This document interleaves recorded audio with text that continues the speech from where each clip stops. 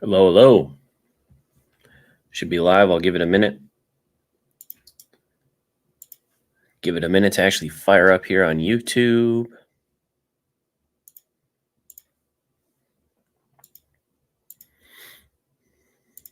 StreamYard takes forever to actually send the signal.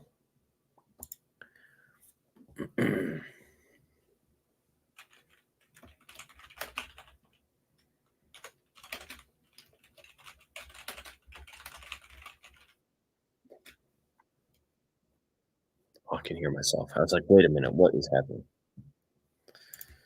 All right, there we go.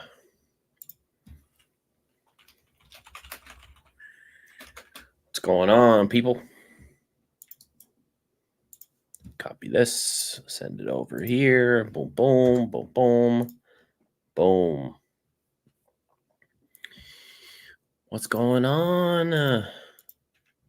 Not a whole ton chat about today, but I wanted to do a call-in show on a Thursday because I've had a few people reach out and be like, I can't hop on because you stream on Wednesday. And if you did Thursday, I might be able to hop on. So I figure this week we can jump to Thursday. We can give it a shot, see if we can get some other people who might be available today to hop on and chat about some Pokemon card goodness. Obviously, there are a ton of people at Worlds this weekend, starting to see a lot of those Worlds Paradise Resort promo packs, staff packs, all sorts of stuff showing up on the different Facebook pages. I have no idea. I've seen people trying to sell them for like $700 a piece or something like that. It seems crazy, but what do I know? I'm not in the market for those. Too rich for my blood. I will say, what's up, Booster Boys? I will say that I have spent a lot of money recently on Japanese cards because there has been a coupon on Mercari the last like 2 weeks in a row. So I've been spending a lot of money. We'll just say that. Been spending a lot of money. So one thing that really sucks, and I know I kind of announced it. I think I announced it on the last call in, but basically the comic book store that I sell at right now. What's up, Grimer? The comic book store that I sell at right now is going out of business or is closing at the end of the month, which really sucks. There have been some semi-serious conversations about figuring out how to approach the owner of the building to see if I could try a year in the space. I haven't gotten a hold of him, a chance to talk to him yet. He seems pretty keen on wanting to put his own store in there, but you never know if he has someone who's willing to just pick up where it left off and he doesn't have to go through all that work and he can kind of think about his idea for another year. Maybe we could do something fun. Give it a shot. But that would be a crazy year, I'll tell you that, because my plan would be to work my full-time job and do the store at the same time. For 1 year. And then if the store takes off and is super successful and everything, then think about moving on from my job and just doing the store full time, or I guess the store on its own, because technically it would be full time. But yeah, that's who knows where that'll go. Probably nowhere. But yeah, we'll see.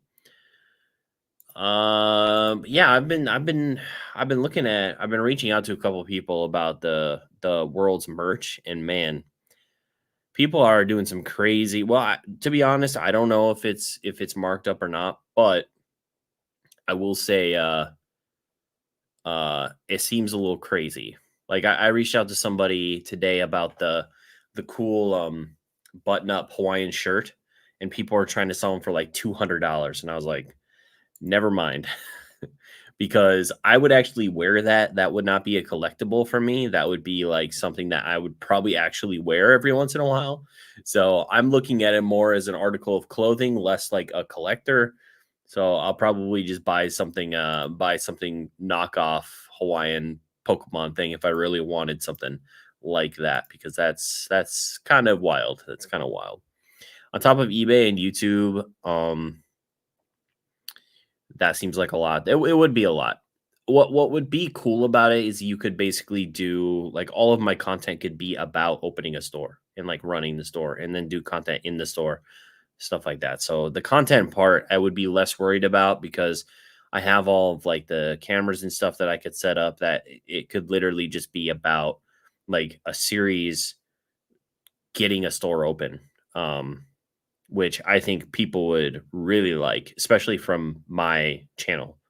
Um, it's the content piece of it is the lesser piece, but yeah, I would definitely still want to keep everything on YouTube and in the store, and then when something sells in the store, you take it off of YouTube and or eBay, and you kind of cross populate that like that. But Rudy has an old series doing that if you want to check it out. I might have to do that. I haven't gone too far back on Rudy's channel, but I know that he's got a lot of content. He's been doing it a while. World's merch is particularly good this year too, but people are for sure pumping it crazy. Yeah, yeah, $200 for a button-up like shirt, pretty wild. And then the jersey was somewhere in like the $175 range or something. I was just like, nah, I'm good. I'm good. I'm good. I don't even like to spend more than $20 on a t-shirt, let alone $200 on some button-up shirt I might wear once in a while. So, but yeah. Um how are you doing tonight, Grimer? Booster Boys, how are you? We're just chilling. Usually I do Wednesdays, so we might be we might be a little lighter on people tonight. It's very possible. But I wanted to do Thursday because some people have said that Thursday works better for them. So hopefully those people are able to make it. What's up, Nan P? How's it going? Welcome. But yeah, I spent a lot of money on Japanese Pokemon cards. So you'll probably see at least 2 videos of me spending a lot of money on Japanese Pokemon cards. I'm gonna try and do. So I said before I left for Charlotte that I would do vendor POV videos in Charlotte. Well, that didn't happen, mainly because I had a battery issue. So I thought that my camera would continue to record if it was plugged into a power bank, and unfortunately, that's not true.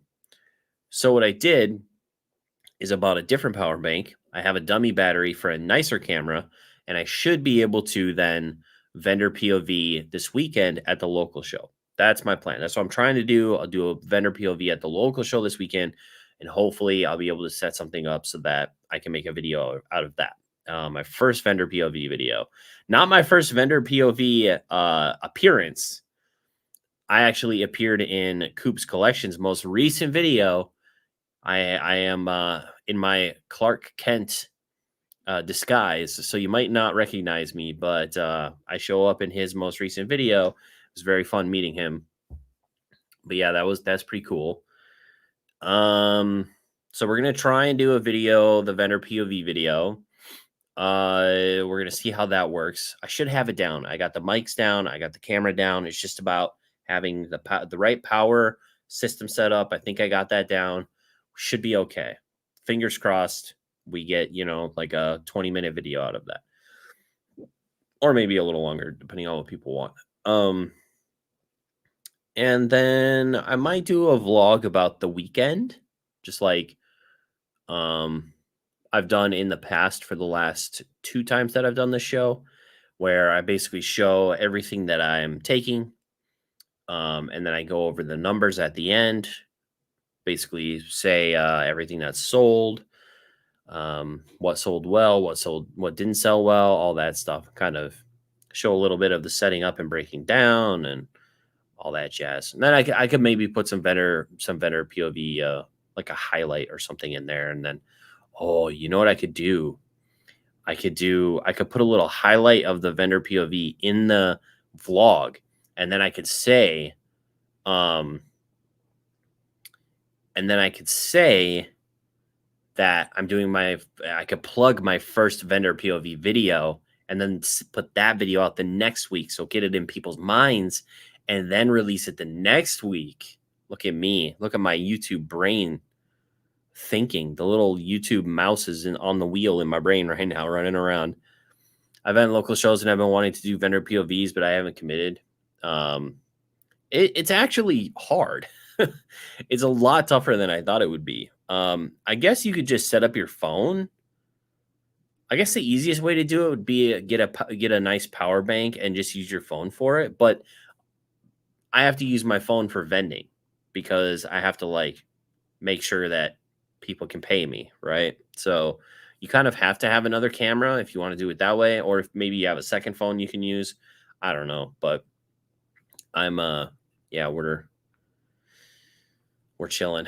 What time is the local show Saturday? So Saturday is 10 to 5, 10 to it starts at 10 to 5 or 10 to 6 or something.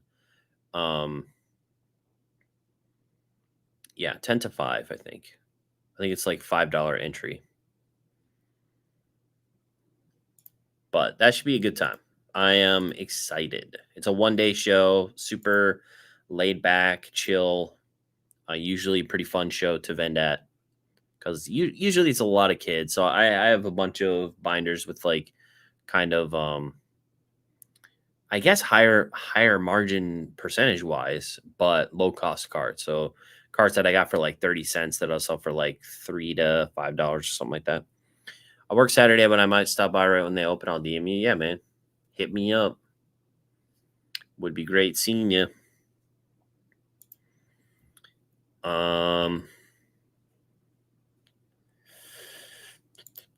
What else? Was there anything interesting that happened this week? I don't really think that there was, right? No like big news or anything.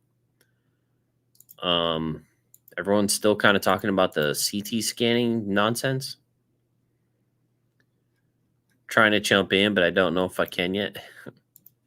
It's all good. You guys just chill. You guys just chill if you want to. You said that there's something in Salem. I don't even know where Salem is. You're not talking about Salem, like Georgia or whatever, right? The test print cards. That's right. Like the quote unquote alpha until we figure out that there's another run of like alphas that came earlier than those actually. And so that the first is the first until the first is no longer the first right now. But I really like them. I think they're cool as long as they're like legit and apparent. I think I still want CGC to do like an in-depth write-up on these cards, but I think they come from one of the creators of the game, right? I don't think they're coming from some random person. I think they're coming from someone with provenance, right? So we'll see, you know. I think they're really cool though. And if there was a Charizard one, that would go crazy probably. But there's a Pikachu one, and it's a pristine 10 chunky Pikachu. Pretty nice looking. I like them. I think they're cool. If they're legit like alpha playtest cards, I am 100% on board with liking those. I think they're pretty cool. What's up, 151? How's it going? I think they're pretty cool. I do find it a little bit interesting that people are skeptical, like of their authenticity, just because PSA won't touch them. It's like, oh, they must not be real just because PSA won't do anything with them. It's like, well, PSA also didn't grade like error cards until recently. Like PSA doesn't touch a lot of stuff that should be touched in the hobby. So just because like one grading company won't grade a card doesn't mean that they are not legit, right? Those two things do not coincide with each other. Let's see, what is it? Oh, Winston-Salem. Oh, yes. I think Winston-Salem, isn't that like a 2-hour drive? Isn't that kind of a long drive away? I did see that there was a Winston-Salem. There's actually one my birthday weekend on September 7th and 8th. that I might do. That's in Raleigh, just down at the fairgrounds. I think Winston-Salem's kind of far away. Let me check maps. I feel like it's like 2 hours. I could be wrong. I feel like I pass it when I head over to Charlotte. Winston-Salem. Yeah, it's an hour and 45 minutes.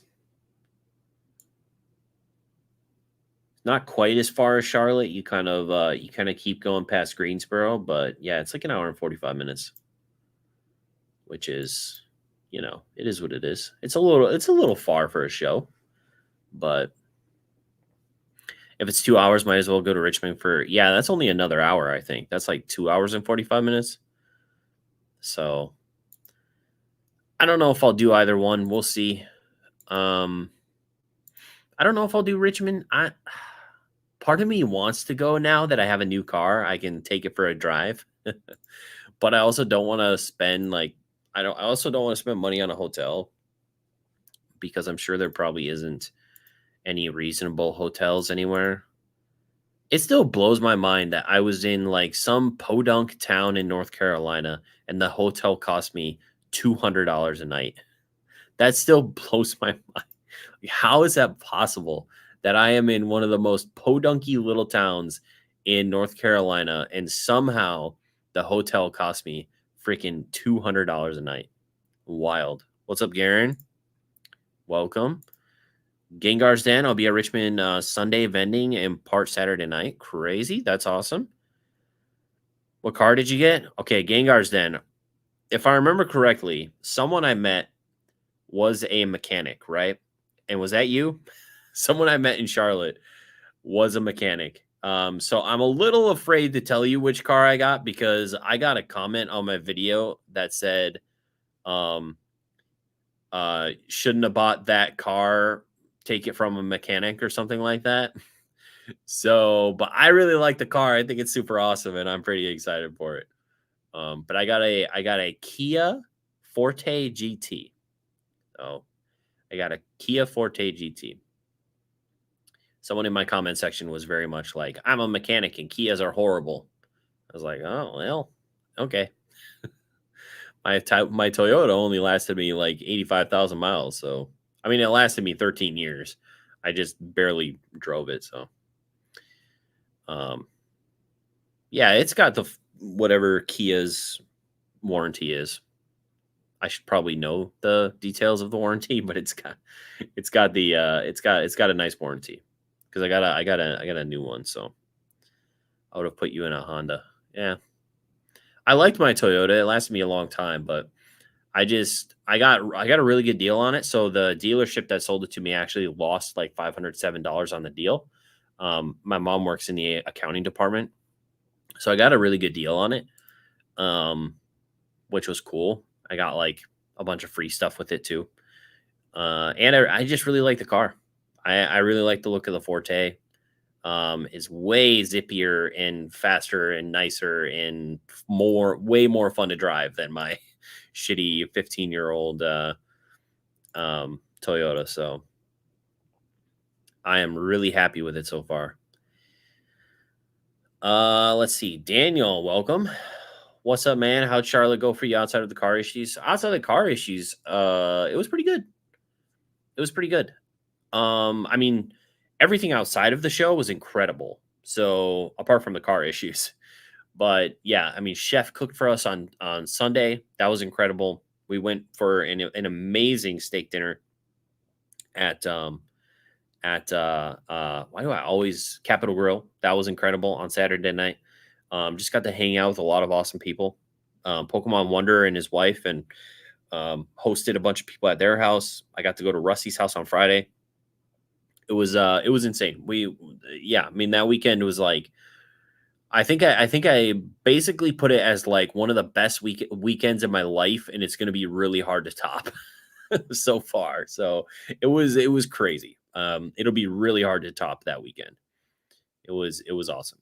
The only thing I think I would do differently is stay in the hotel. And that's no knock to the people I stayed with at the Airbnb. I love you guys. Thank you for having me at the Airbnb, all that stuff. But it was, for some reason, it was so hot in their Airbnb, and I love having the ability to control the climate of my room, because I am a person who likes it really freaking cold. Like, immediately when I get to a hotel, the first thing that I do is go to the thermostat and turn it down to like 68 degrees, fan on full blast. And by the time I get in there at night, it's just frigid. That's how I like my rooms. And that room was warm, and I didn't sleep very well. So unfortunately, uh, in the future, I will probably be doing hotel rooms, um, preferably, hotel rooms by myself. But if I do have to share, I'm willing to share. But they're just gonna have to be okay with it, like snowing in the room, basically. But yeah, overall it was solid. I would say sales wise, I did pretty decently. I had a couple. I had a couple of. Um, is that Wisconsin in you? Yeah, exactly. I had a couple of the I had a couple buyout ish type of things where they bought like 1,000 cards, or not $1,000 in cards, or $2,000 in cards, or whatever. So my sales were almost $7,000, I think, for the weekend, which was super solid. I was super happy about that. There was one buyout that I wasn't super happy about, but that is what it is. Can't really go back and change that. But yeah, overall, it was solid for me. A lot of other people said that it was bad, that it was one of their worst shows ever. Um, but for me, it was pretty solid. Uh, Everything usually breaks after the warranty expires. True. The warranty is elite. Mr. Worldwide. True. Is that Wisconsin in you? We like it cold. Yes, I like it cold. I would rather be cold than hot every day of the week, because I can always put more clothes on. I can always get more comfortable. You can't always take more clothes off. And unfortunately, you'll just sweat and be super uncomfortable. So, Chicago is going to be sick. So, right now I have 2 tables in Chicago. Someone in our section was not going to be able to make it, so I kind of absorbed their table, and I'll be doing 2 tables as of now. If somebody shows up in the Discord and is like, "Hey, I missed it and would love to vend Chicago, and there's somebody cool that we know and stuff like that," I might part with 1 table, because I could definitely spread out onto 2 tables, but it's not like I really need a second table. So if anyone's like, "Oh, I would love to have a table, or a case or something," or can I bring a bunch of stuff and put it in your case, and you can have like a percentage of whatever you sell out of it, or something like that, I would consign things for people, or whatever. Um, I will have some space. I already am consigning some pins and some like merchandise stuff for Hoodoo TCG. So, but I probably will have space, I assume. But I'm going to try and sell as much as possible as well. So there's that. It's kind of unfortunate that a lot of people are choosing to walk that show and not vend. Um, but I get the appeal of it. I definitely get the appeal of it. I was also thinking today that I might change my selling strategy. I'm trying to figure out I'm trying to figure out what I want to do there. So right now, basically, I just grade a bunch of stuff. I throw it up on eBay. It sells over time, right? But there are some things that aren't super liquid, or sit around for quite a while before they actually sell.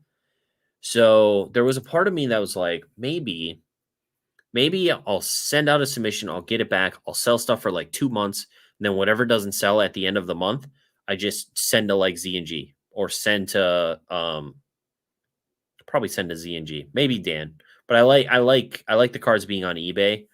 Because I think there's more people on eBay than there are PWCC. But either way, like sending to some sort of consignment service that can just liquidate what's left, and then I can kind of start again, and kind of, you know maybe make less per card, but continue, like, keep grinding quicker, if that makes sense. Um, because right now I feel like I've been pretty stagnant, where I've had some shows recently, so that's definitely been um Do you want to dump those in bulk to streamers? I'm not really thinking about. I made a post today on Instagram about the fact that all of my friends are being signed to stream teams, and my my inbox is empty. um, but that was mostly a joke. I honestly don't even know if I would want to stream. That would be so much work. But with the shop kind of not being a thing, it is something to think about as a way to potentially. I think what I want to do is I just want to do more local shows next year. I think that'll be the main thing, is to do a lot more local shows. I don't know if streaming. I don't know. I don't know. I don't know. I would definitely rip packs for somebody who's like, "Hey, we want you to stream like 2 or 3 times a week. Just rip packs for like 3 hours or 4 hours or whatever, and we'll send you the product, and you'll just rip packs, have fun, and open stuff." I think that would be fun. I think that would be cool. Um, I think I have the attitude and the entertainment value for streaming, but it's a lot of work. It's definitely a lot of work. So, um, yeah, who knows? Only issue with shows, the cost for out of state is pretty high. Yeah, that's true. That's very true. You have to think about that when you choose to vend a place like Chicago or something like that. You got to think you're probably spending a couple $100s a night on hotel, and then you're spending, $200-300 on the flight, and by the time you actually get there and you're there for the whole, weekend, you're probably spending like $1,000 just on flight and hotel and stuff. And so that eats into your, percentage that you're actually going to make at a show. So if you are going to travel to these things, it does make sense. Well, it's nice to make money while you're there, but at the same time, like, you don't really get to take advantage of the buying opportunities then. But I think Chicago is going to be crazy, um, because Chicago is freaking huge. The Midwest really doesn't have like a show unless you count like Kansas City, which I kind of don't, because it's not really the Midwest. It's like, well, I mean, I guess it's kind of the Midwest, but it's not like the northern, Midwest. There's a lot of stuff going on up there that is basically untouched, and I feel like the first show there um is going to be wild. So I'm really excited about Chicago. I think it's going to be crazy. I think it's going to be crazy. I think local shows are the play versus CollectCon and either eBay or stream outside of that. Yeah, I think so. I just like local shows. That's the thing, is like I get so much enjoyment out of vending. I don't know what it is. I'm like the vending guy. I like talking to people. I like, making people happy. I like selling things to people. I like giving people deals. I like, going back and forth and just selling stuff, talking about Pokemon, doing all that. Like, it's just like a fun experience for me whenever I get to do it. So I just enjoy the vending part. There are a lot of people who vend that don't actually enjoy much of the actual vending, but they do it to, like, make money on the weekend and stuff like that. It's more of like a business sort of process for them. For me, it's fun. I just enjoy doing it. And if I sell stuff while I'm there, like, that's great. Um, I pretty much agree. 2 to 3 juicer cons a year are probably worth vending, but others are just better to walk. True. I really enjoyed walking Card Party, but that's because there's actually stuff to do outside of just walking around and like buying stuff. The Card Party was fun because and I'm excited to do the card parties next year. And I probably wouldn't fend Card Party at all because I find the actual stuff going on at Card Party to be very fun. Uh, so I probably wouldn't vend Card Party, even though people seem to do really well at Card Party. Card Party is just fun to go and attend. So walking around Card Party and taking advantage of all of that and that experience was very fun. But I just don't think I would have much fun walking a Collecticon. Like, I think it would be super boring. You just walk around and maybe you find something to buy, maybe you don't, and then you're just done. Um, but I think it's infinitely more fun because you can like there's so many people who I'm friends with now who are probably going to vend most of the shows that you can just pop behind their booth and like help them vend or talk to them and whatever, and you can hang out with them even though you're not vending.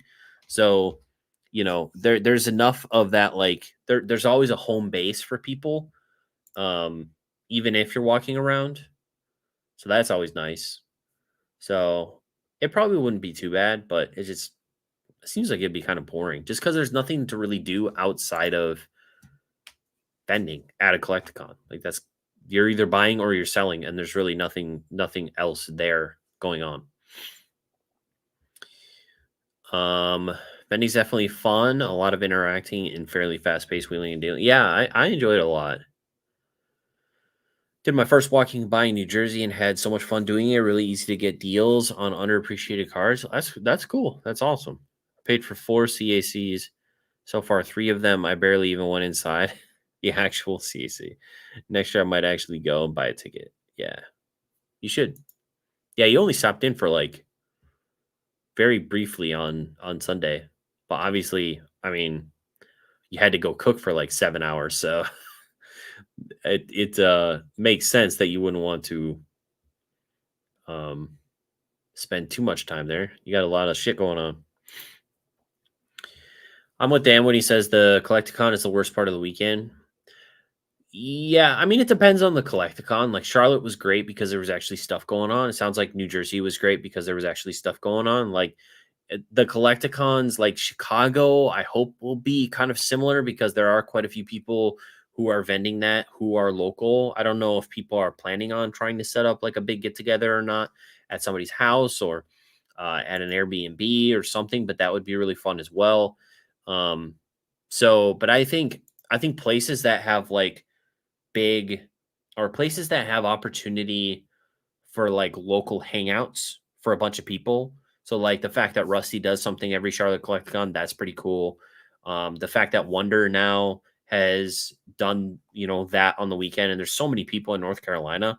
Like you have me, you have Chef, you got Wonder, you got Rusty, you got there's so many people close to North Carolina or in Florida that can make that show easily, that can make that a really fun experience. And then there's people that are just always going to be at Collecticon. So Zach and Charlie, and you're basically always going to see those guys at a Collecticon. They're basically going to go to every show.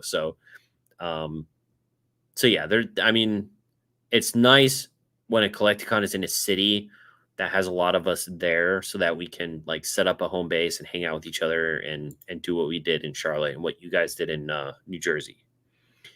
Sucks to waste all your energy at the con and your beat for the socializing after. Homies make the cons. True. I agree. Felt so bad for you vendors. Had to get up the next day. Grimer was the best section buddy, and Thrifty took me under her wing.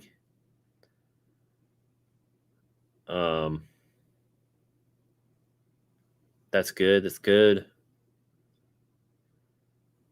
Yeah, I don't know. It was a lot of fun. Oh, I sold a card. Ooh, I sold a good one. Oh, that's way cheaper than I thought it is, but I'll take it. Sold a Shining Rayquaza PSA 10. Very nice. You believe that card's only $90? Shining Rayquaza PSA 10, $90. That's pretty wild. I'll take it though. That's pretty solid.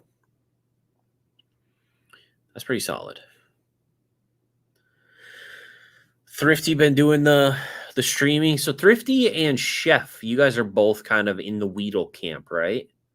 And then Bierski's kind of in the Ray camp, right? I will say a little bit of behind the scenes, okay? And this is why I kind of made that Instagram today. I will say that we played basketball at Rusty's, and they did the whole high school picking people one by one for team captains and stuff. Guess what? Guess what? Guess what? Guess who was picked last? this guy. I was picked last. And they said, "Oh, it's because you're late." Yeah, punish me for having car issues and happening to show up late. Okay, I was picked last. I because I'm short. Okay, that's probably why. Because I'm standing there next to Dan, who's like 6'5". Of course, you're gonna pick Dan over this guy who's like 5'7" on a good day. But yeah, I was picked freaking last because I was late. Like I don't know. And I was sinking threes during practice. I was hitting all the shots during practice. But apparently, I'll be picked last. What pick was Ava? Second to last. I'm pretty sure. I'm pretty sure. I could be wrong. I thought me and her were standing there together, basically until the end. But I could be wrong. What's up, Kai? How's it going? What's up? I want to say Rouge every time, but I know that it's Rogue, but you just spelt it wrong. You need to fix the spelling on your damn name. No, it was really nice meeting you, man. I can't believe. So Rogue, even though it's spelt wrong, was has been around for a long time, watching my Twitch streams way back in the day, and we got to meet because he lives in Charlotte. We got to meet at Charlotte for the first time. It was super awesome. And yeah, that was super cool. So I'm happy to meet you, man. That was super fun. Glad you came by the booth. Hope you had a good time at the spelled it that way on purpose. Yeah, I know, just to screw with people like me. No, I hope you had a good time at the show. Steph Curry is short. Don't let the height define you on the court. True. I almost hit a really solid shot. It was just slightly long. And hit the rim. But yeah, so cool not seeing you on my screen. I was there in person. Tall guys get picked first every time. All those tall for nothing dudes. Going from last pick, first pick in middle school, kickball was one of the proudest life arts. There you go. I made an Instagram today, a story. I sound so old. I made an Instagram today. I just figured out how to do stories like a few weeks ago, so I've been doing them more often. But I did when all your friends are being picked up for stream teams and your inbox is empty and it's just a sad kid sitting on the bench. Oh, man. That's all right. Maybe everyone thinks that I'm just so successful that I don't need to be on a stream team. Maybe that's what it is. If only that were true. If only that were true. Oh, man. I think the streaming thing's cool. I'm glad that people are creating these teams basically. I'm glad that because all of us have like I feel like we all have like the gusto for it, you know? Um that that you need to be, solid selling streaming people. Like Chef obviously has the personality for it. Thrifty has the personality for it. Beerski has the personality for it. Like you've all got great personalities to hop into the ring and do well. I'm on Team Java. Me and Java could be like Nick and Walrus. I don't know. I wouldn't want to. I wouldn't.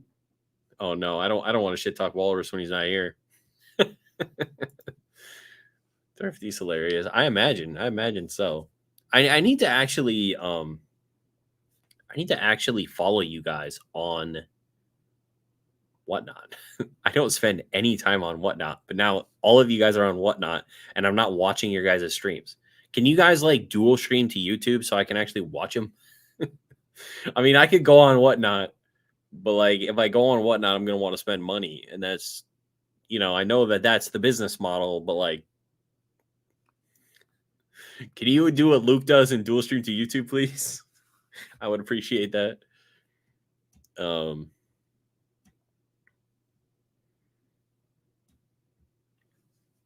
I just went down the Whatnot rabbit hole. Yeah. There are people who specifically buy on Whatnot. They don't buy anywhere else. They only buy on Whatnot. Some of them have come into the shop before, and they're like, "Oh yeah, so I buy everything off of Whatnot," and then they'll show me like all the giveaways and stuff that they've gotten, and I'm just like, "Yeah, that's okay, that's cool." But like, yeah, well, that's cool. I do feel like Dan has an opportunity to hop on Fanatics live streaming though, because if there aren't that many people doing Pokemon, if there's only like one or two people doing Pokemon, I feel, it's a very similar situation to what Nick and Weedle did with eBay Live, right? There wasn't a whole lot of people at the time that they started. There wasn't a whole lot of people doing eBay Live, and now they're the biggest guys on eBay Live.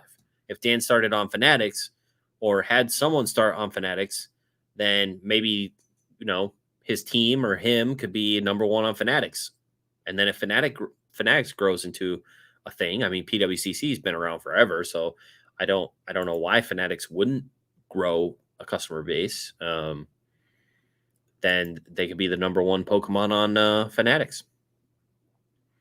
I think all the homies should stream. It's only going to get bigger, so we can keep our circle on lock, moving it back. I have my waifu Gaifu inventory ready.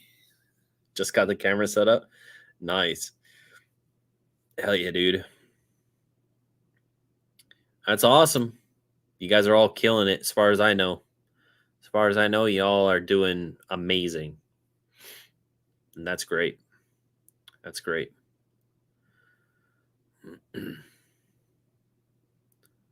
That is great.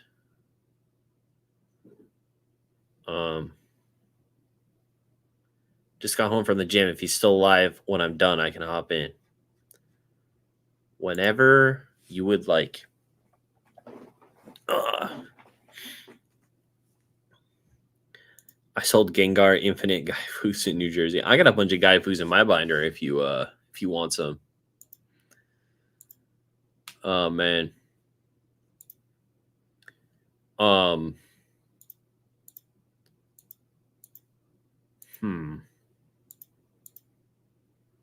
kind of wish I was in Hawaii. Not really for Worlds, although it would be fun to go to World. I will have to go to a Worlds at some point. I'm kind of kicking myself that I didn't go to Tokyo Worlds, because that would have been, in my opinion, like Hawaii Worlds would be great. That would be like second to Tokyo Worlds, right? Tokyo Worlds would probably be like number one Worlds that I'd like to go to. Is someplace in Japan. That would be awesome. But Worlds in America and like Worlds in the US just seems boring to me.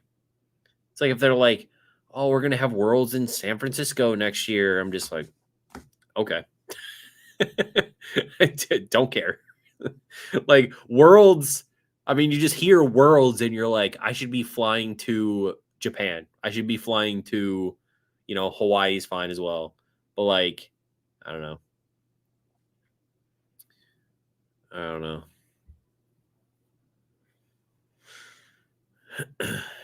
Java, I got a buyer not paying. Wait a minute. I got a buyer not paying. Can I cancel it and just pick a random reason? Or is that going to mess up my profile on my end? So wait. So if you have a buyer that hasn't paid, wait 4 days or whatever I think it is, and then you can cancel your transaction. And then apparently they're supposed to get like a knock on their account, but I don't think that's actually a thing. But apparently that's how it's supposed to go, is that they're supposed to get like a warning on their account or something for ghosting the transaction. But I don't know if that actually exists. But there's like a 3 or 4 day time limit, and you can cancel it without like any issue to your account. But I wouldn't cancel it before then, because if you're like, "Oh, I canceled it because of his shipping address or whatever," then I don't know if that would be a big deal, but it's not true. So it's like, and I don't think the person then gets like a ding on their account. I don't even know if that exists. I don't really think it does, but I would just wait. It's only been 2 and sent 2 messages. Sucks because I had 2 offers and accepted his. Yeah, that's super lame that they don't. I wish that they had the automatic payment on accepted offers. I don't know why they don't do that. It seems kind of stupid that they don't do that. That it doesn't automatically take the money out if you accept an offer from somebody. But they have it with, I think they have it Do they have it with auctions? I know that they have it with buy it nows. I don't know. I guess I don't know if they have it with auctions because I've never auction or I haven't auctioned anything in a while. Um, but yeah, they don't have it for best offers, which is really stupid, I think. Um, I like that one. Not makes you pay immediately. Yeah, there's auto payment if you send offers, but not if seller sends the offer. Ah, okay. Yeah, that's lame. Lame. They're sending the offer. They should be prepared to pay for it immediately when you accept. If they're sending the offer, I mean, come on. eBay streaming is the same. They have 4 days. Nick goes through it almost every. Oh, that's lame too. eBay streaming even they give them 4 days to pay. That's wild. Yeah, that's crazy. I don't think eBay streaming should be doing that at all. Um, that's crazy. That's crazy. I don't like that. I don't like that. Oh, so I think Greeny said he was going to call in. I will say that I did offer to do a little debate with Dan tonight, and he said that he didn't want to. So, okay. um No, I think he was busy tonight, so. You can stream on eBay now? Yes. Well, some people. I think it's still limited. Not everyone can do it, but it's basically just kind of like Whatnot streaming, where you can set up auctions to go live for like 60 seconds or whatever, and then it gets bid up, and then I don't know. I don't know. I don't really do the. Is this the Altered TCG pump string, bro? Oh, I thought my head was gonna explode the other morning. I messaged Ernie out of the blue talking about Altered TCG, and I thought my head was gonna explode. I thought I was. If you guys don't know, Altered TCG is basically. It sounds. It, they say that it's not NFTs, but think about NFTs. Think about NFTs, but just think not using the technology as NFTs, but basically the same thing as NFTs. Basically, it's weird. I don't really know how to explain it because I don't fully understand it myself, but it's like there's some cards that are considered unique cards that have like specific barcodes on them that you scan into the app, and then you own those cards. And then if you own like the unique card, you can print the card on demand, but some of the cards are rare, so you can only print them like once. And some of the cards you can print as many times. I don't really know. You can print like holo versions, you can print non-holo versions if you own the card. But if you, I, I don't know what's going on. I'm gonna open a couple boxes. We'll see. I have no freaking clue. Basically, it sounds like they're trying to integrate like an online sort of NFT uh type of thing with the physical game as well, and try to seamlessly like merge those two. I don't know. It sounds crazy. I thought it was going to be something easy to understand. It is definitely not easy to understand. So we'll open a couple boxes when it gets here because I did back the TCG, but I have no freaking clue what's going on. I tried to get some promos, but apparently they were like super strict about not giving promos out to people at Gen Con unless they sat down and learned how to play the game with them. They like wouldn't give a promo. Because Chef was going to try and get me a promo, but apparently they were super, super dicks about it. So, um, but yeah. Let's see. I really don't know. We're just gonna open a couple boxes. Nobody in that community likes me anyway. Okay, let me tell you. All right, let me tell you. So the game is still coming out. So my video is still getting like I shut the comments off on it. But let me just tell you what the like to dislike ratio on this sucker is. So the video I have beef with Ultra TCG has 2,374 views. Good stuff.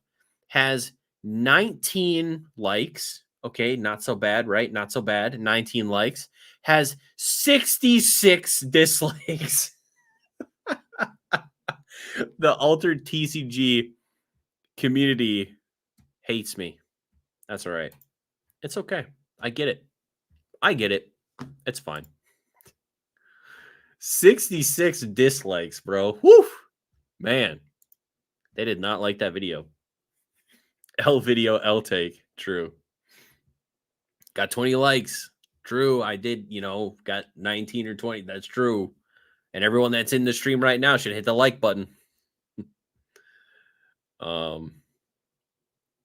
Let's see. Makes the promo even more exclusive. I guess so. I don't even know what the promo was. I just asked if they would grab some if they could. I wonder how much environmental harm is caused from the necessary to mint those NFTs versus all the plastic waste from. I have no idea. I have no idea about NFTs. I just don't like them. I don't like digital collectibles at all. I don't understand them. I mean, I understand them to the point that I don't like them. I understand them enough to realize that they're stupid. In my opinion, they're stupid. But I know that a lot of other people like them, think that they're the future. That's totally cool. You're allowed to think that. I'm not telling you not to think that. I just think personally, I think that they are stupid.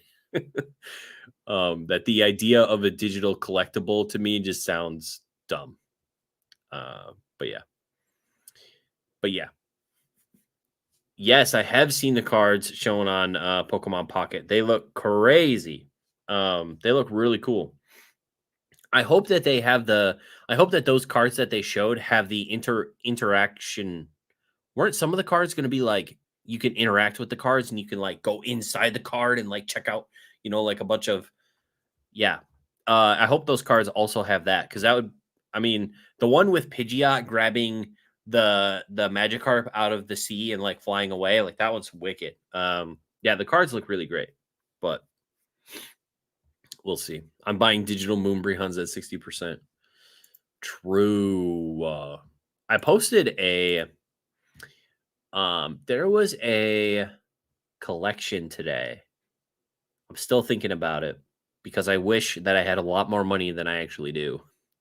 Because I could seriously reach out to this person, but instead I kicked it over to Dan and Rusty and a couple of people because it's a big one. It's a biggie. I think there was like 850 PSA graded Charizard cards, a bunch of like complete master sets. It's crazy. It was crazy. They valued, which I don't know how they valued it, but they valued the collection at $130,000. And they were hoping to get 80%, which would be like 100K. I have no idea if that is. I mean, he had a lot of the older. I mean, he had multiple of like the gold stars. He had multiple of the shinings. He had multiple. Like he had a lot of expensive cards.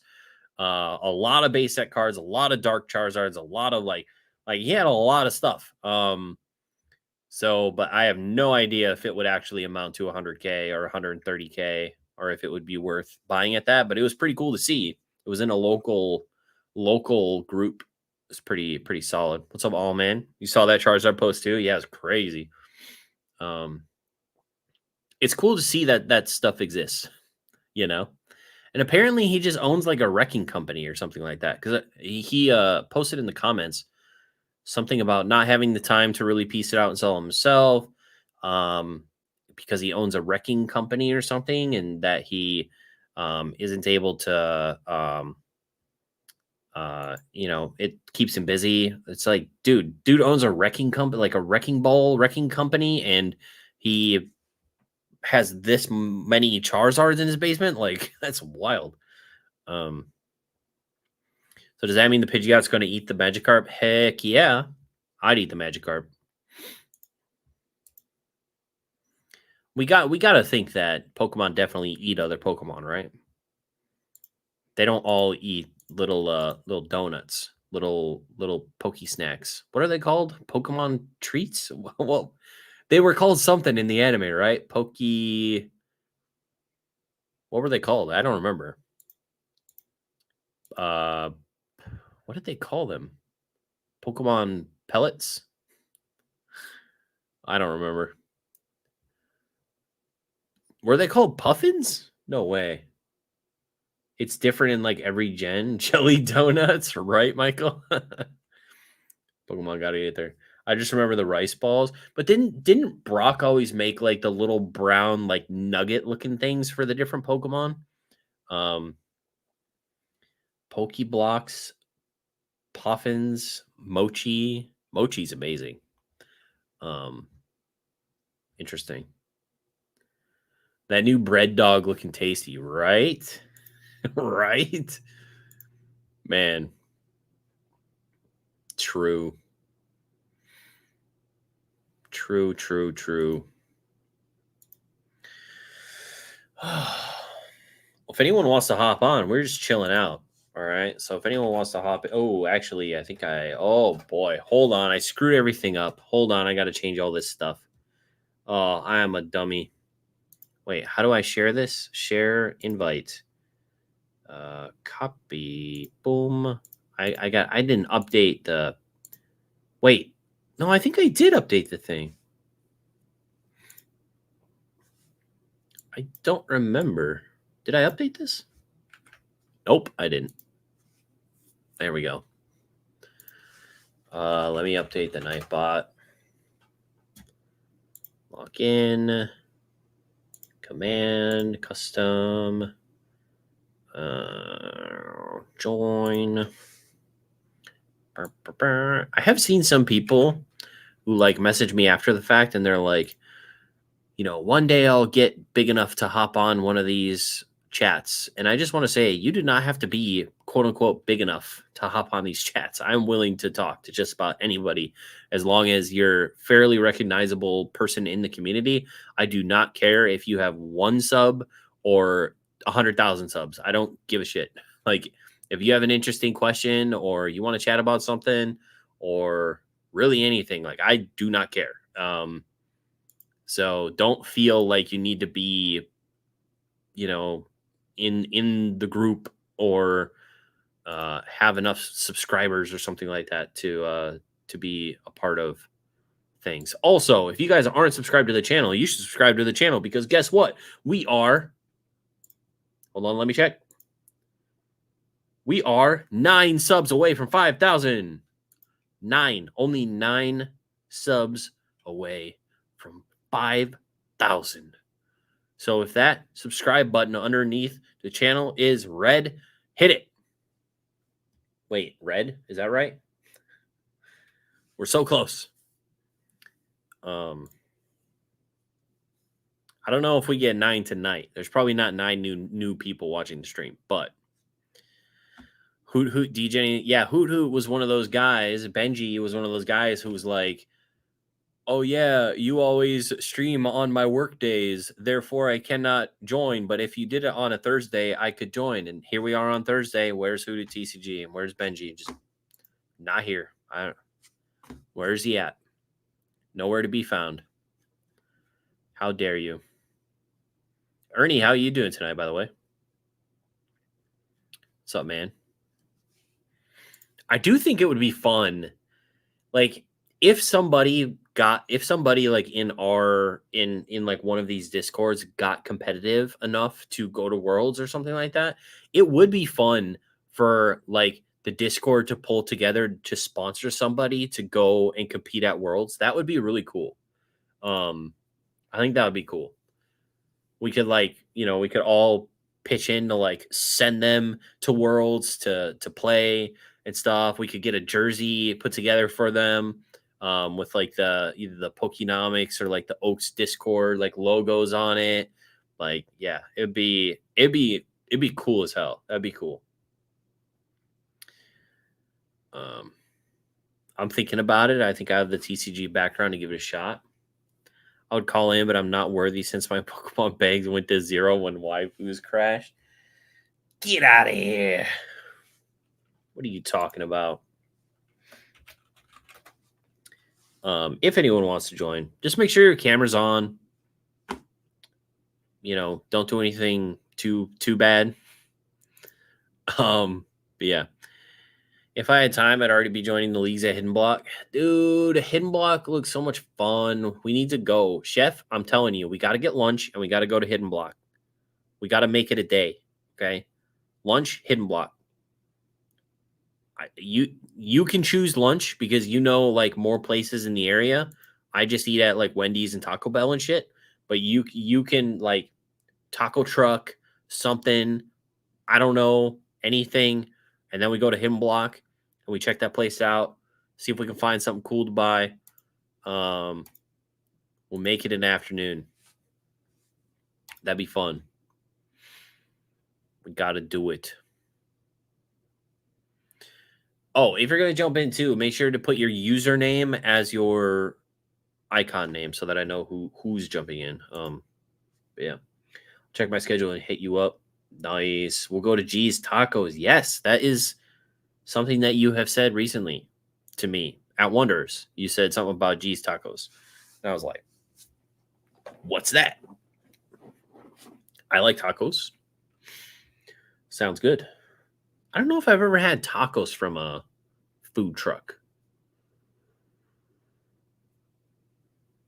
I don't know if I have.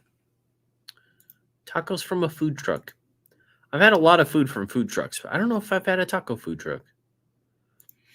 I will say one thing that I thought was going to be really good that I was kind of disappointed by is Berea Ramen.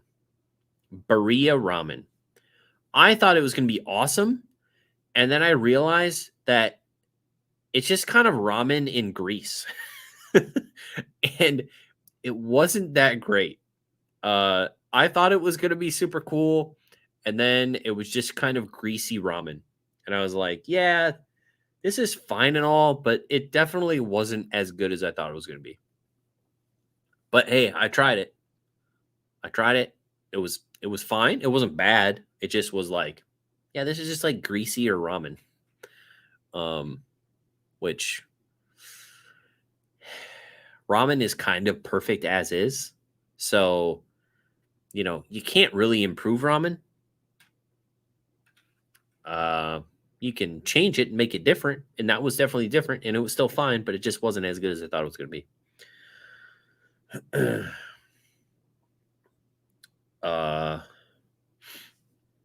Berea felt a lot heavier than I thought it would be when I tried it. Yeah, maybe Tuesday or Wednesday, but I have to go after 3 on those days. We could go on Thursday. Well, here's the thing, Chef, is I work Monday through Friday, 8 a.m. to 5 p.m. So it would probably have to be on a weekend or an evening. But I'm assuming that your schedule is not great for evenings or weekends.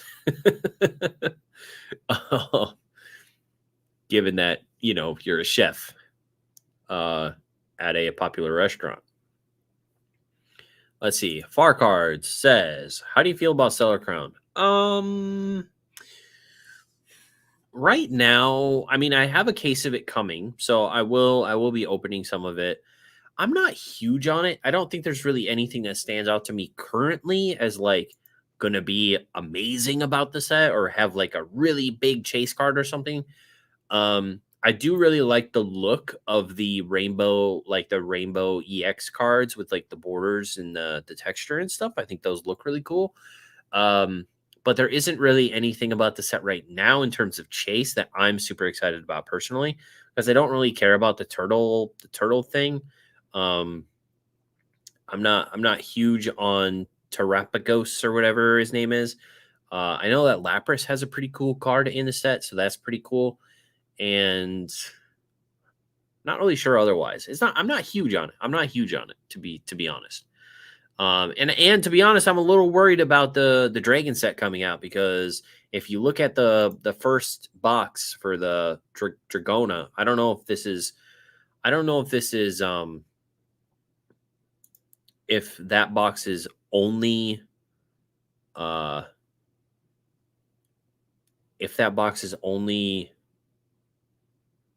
what am I trying to say? Why is my brain just shut down?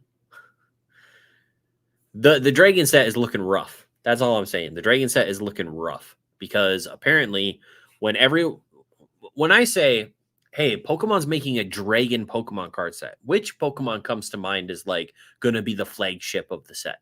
For me, it's like you got Dragonite, you got Rayquaza, you got Dragapult, you got a bunch of interesting dragon Pokemon, right? And instead, we have Alolan Executor. Alolan Executor is going to be the big dragon in that set. And it's like, all right, for the 4 people in the back that asked for that, I'm sure they're happy. But it's just Pokemon continuing to do this thing that they've been doing all of Scarlet and Violet, is not putting chase Pokemon in Pokemon sets. It's like, what are you doing? But here we are. It's Latias, Latios, and Alolan Executor. Those are the main cards in the Draconis set. So not too excited about that one either. But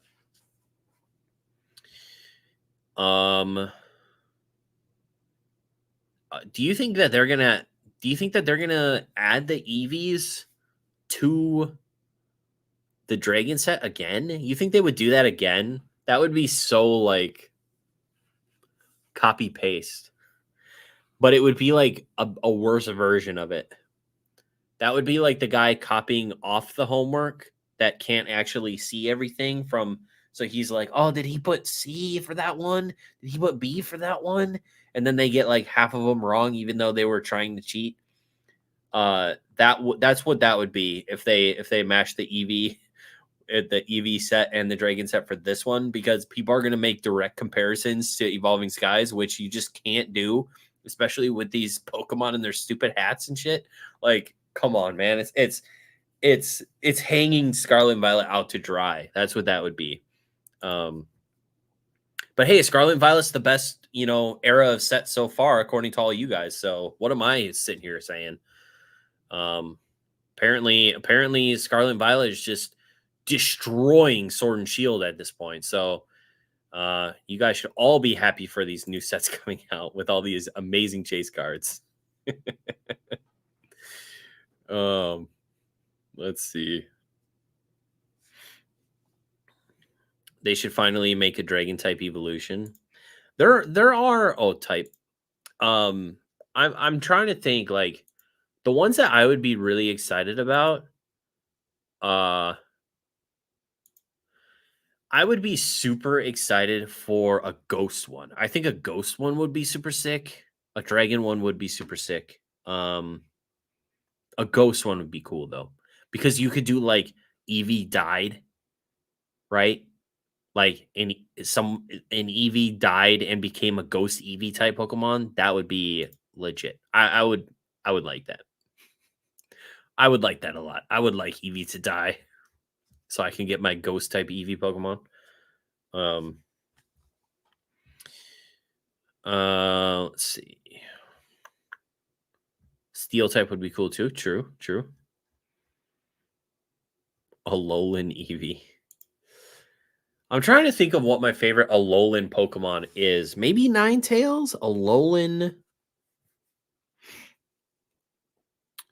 Maybe Ninetales? I don't know. Let me look. Alolan Pokemon. I feel like all Alolan Pokemon kind of garbage. Alolan Pokemon. Let me see. What is the best Alolan Pokemon? Oh, Alolan Raichu is cute. I like that one. I like that he's like surfing on his tail. That's pretty sick. Alolan Ninetales is very nice. Alolan Persian is disgustingly horrible. I wish that Pokemon would be erased from the game. Just retire that Pokemon. Get rid of it. It's disgusting. Alolan Marowak is cool. So I would say Marowak, Raichu, and Ninetales. Oh, Vulpix, yeah. I mean Vulpix and Ninetales. So Vulpix, Ninetales, Raichu, and Marowak are probably my favorite Alolan Pokemon. I kind of like this though because there's only like 10 Alolan Pokemon, or like 15. I'm trying to. What are the other forms? So there's Alolan. Oh, Hisuian Pokemon. Let's see. Most of the Heatwin Pokemon suck too. Let me check. What about Sandslash? He doesn't look as good as the other Sandslash. Let's see. Okay. I like the Heatwin Voltorb and Electrode. I think that is kind of cool. Oh, I'll go back to Galar. I like the Heatwin Voltorb and Electrode. I think they're kind of cute for what they are. I'm not huge on the Arcanines. I like the original Growlithe and Arcanine way better. They would look a lot better if they didn't have the stupid horn out of nowhere on their heads for some reason. Sneasel's kind of cool. Not huge on Sneasler. Typhlosion's definitely not as good as the original. To be fair, I feel like I like Samurott better than the original. I think I like Heatwin Samurott better than the original. I like Heatwin Zoroark. I think he's a really cool looking one. And I also like Heatwin Decidueye. I think he's cool as well. So those Heatwin Pokemon, those are the ones that I like from Hisui. Galar Pokemon. Galar. No, I don't want the Galar Dex. I want the Galar Pokemon. Galarian. Galarian Pokemon. Galarian forms. Meowth is disgustingly horrible. Rapidash is way too My Little Pony for me. Slowbro is not good. I like well, they barely changed Farfetch. He's just holding his thing a little bit different.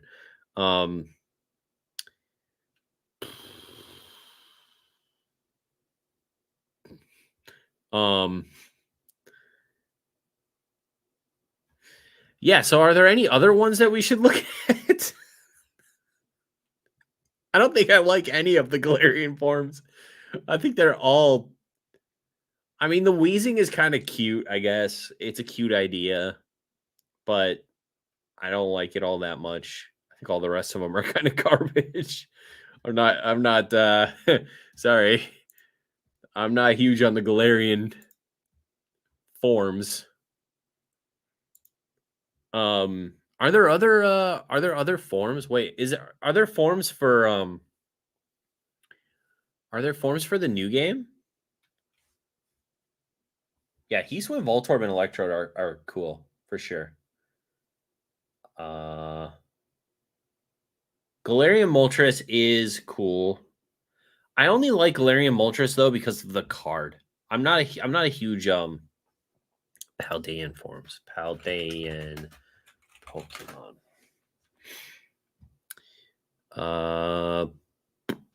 Are they considered like? But they're not considered other forms, right? They're just considered brand new Pokemon.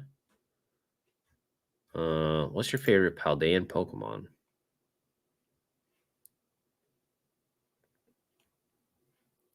Wo-Chien. Wo-Chien is my favorite Paldean Pokemon. There's a favorite Pokemon for everyone then, I guess. I have some Wo-Chien cards I would like to sell this person. Can I sell this person my Wo-Chien gold cards, please? So I can get rid of them? Man. All right.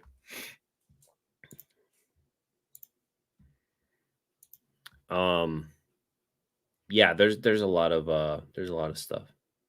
Made Cargo walked so Wo-Chien could run. Oh man. Yeah, I'm not huge on the other forms of Pokemon. Yeah. Not huge on them. Not huge on them. Pretty sad to see that the original voice actor for Misty and Jessie died from cancer this past week. I know that was kind of a big thing in the Pokemon space recently. I've seen some tribute artworks and stuff for that. That really sucks. She was like 46 or something like that. She was fairly young. And I think breast cancer too, which like I thought breast cancer was pretty much solved. Like I know that it's still cancer and it's obviously bad, but I feel like breast cancer is one of those cancers that you have like a really high chance of surviving. So it's kind of wild to see someone pass from it. But yeah, that really sucks. That really sucks. But sad to see some of the OGs.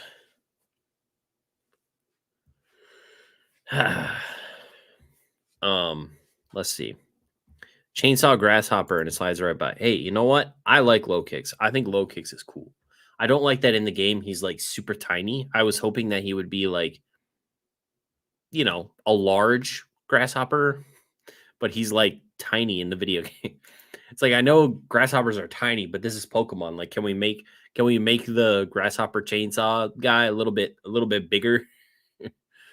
Maybe I just saw them in the wild. Maybe they're bigger in like the actual fights. Ceruledge is also great. Yeah, Ceruledge and low kicks, good stuff. Agree on Samurott. Yeah. Wug Trio S tier. God. Y'all are crazy. Y'all are crazy. Wug Trio? Really? Wug Trio. Really? No, Wug Trio is fine. The triple dick Pokemon.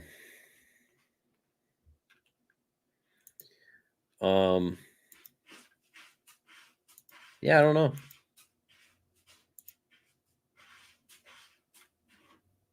I don't know. Wait, I haven't checked in on the r/Pokemon investing Reddit recently. Poke investing Reddit. Let's take a look. Let's take a look what people are. Okay, that's pretty good. All my hits from a Kingdra EX box, and it's just the promo. That's so true. Because there's like no hits in that set. Because the promos are literally the best looking cards of this set. Brutal. All right. That's about enough time on this subreddit. Perfect. Moving on. I got my chuckle for the day.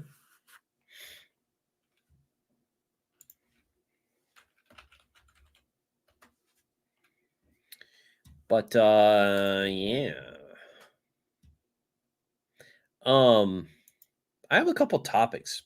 At some point when we get, kind of a group in here again, if it maybe not tonight, but a different night. If we get a group in here again, I got a couple topics that I think would be fun to ask around. The bird regular EX is $10 playability. Going to keep us out of poverty this year. The bird regular EX. The bird. Oh, the Pheasantipity. Is that what it's called? Why do we have two pheasant Pokemon? We have Pheasant and Pheasantipity. Why do we need two pheasant Pokemon? Of all the animals, pheasants? We need two of those? Okay. Pheasants. All right. That's fine. We need it because it's playable. Card is good. Hey, it can be playable. I'm just saying. Why do we need two pheasant Pokemon? There's probably a bunch of people who haven't even heard of a pheasant before. Someone asked, I don't know if I'm going to be able to find it again. Someone asked who's even heard of Terrapagos before this set. It's a good point. It's a point I made in Sword and Shield with Urshifu. Because a lot of people didn't know who Urshifu was until Battle Styles. And then Battle Styles was like, wait, who's this guy? And then you kind of learn like, oh, it's because it came out in a DLC that nobody played. And then it's like, oh, okay, gotcha. Now we're all supposed to like Urshifu, even though nobody has a connection to it because nobody wants to pay $40 for a subpar Pokemon DLC. So that's why, Terrapagos, same thing. I think Terrapagos is in the DLC along with Pheasant and the doggy Doggy Pokemon, whatever that one is. And the monkey one. I think those are all in the DLC. So I'll watch Horizons with the kids. I need to watch that actually. I need to get on that. I always think about it and then I'm like, I always find something else. But I do need to watch that. Pokemon DLCs are trash. Is that a hot take? No.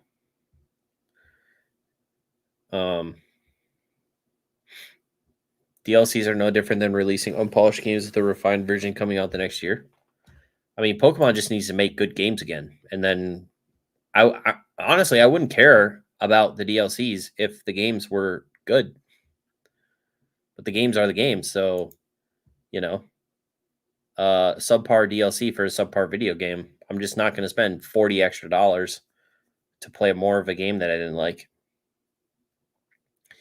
But that means that I'm not going to have the connection to some of these Pokemon that other people might because they're willing to forego the subpar game to can't always have old Pokemon taking the main spots. New sets need new Pokemon spotlights. That's true. Those sets just won't. Are we really going to get into this argument again? are we really going to go down this road again, guys?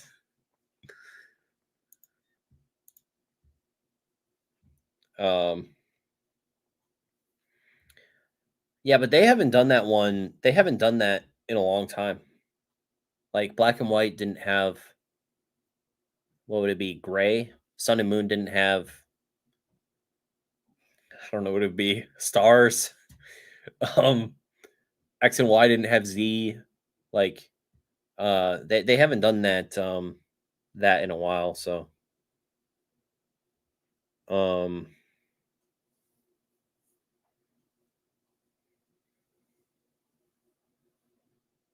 yeah, Sun and Moon had Ultra Sun and Moon, Black and White had Black 2 and White 2, except those weren't those actually different games? Those weren't just, I don't know. Yeah, that Dialga is a really cool card for sure. Just wait 20 years and the kids that grew up with these Pokemon will shell out the money. I'm going to try not to engage. I disagree with that far cards, but I've talked about it way too much on streams. Yeah.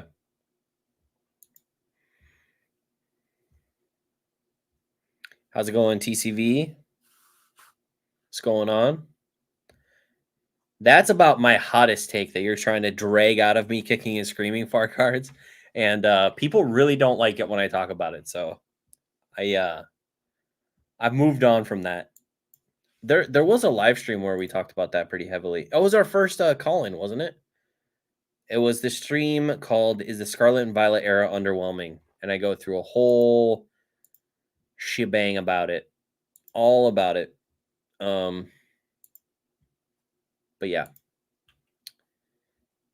I don't think any of the new Pokemon coming out today are going to care in 10 years. I don't think anyone's going to care about the new Pokemon coming out today. But yeah, people don't like to hear that, so I'm just going to shut me mouth. Among Us Guys is the 9th set of Sword and Shield.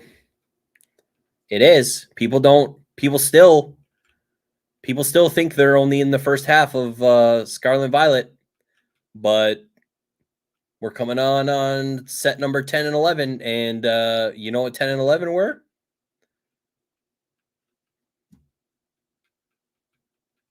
Fusion Strike and Brilliant Stars. So there is that. Nobody cares. Scarlet and Violet's amazing. We all love it. I wonder how many times I actually said that in that live. Probably a lot. Probably a lot. I think Sarah Lidge is cool.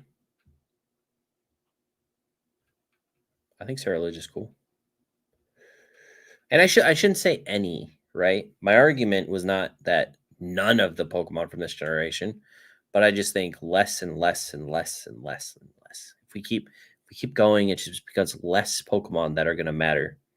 There will be one or two here and there every generation that kind of stand out from the pack, but there will be less and less every generation that people actually care about 20 years after that generation releases. We've already seen that. It's already happened. It's already happened. But people don't want to hear it, man. They don't want to hear it. Instead, everyone's gonna stock up on their, what would it be? What's the pig Lechonk cards? I feel like that's the case with most creative IPs. I think so.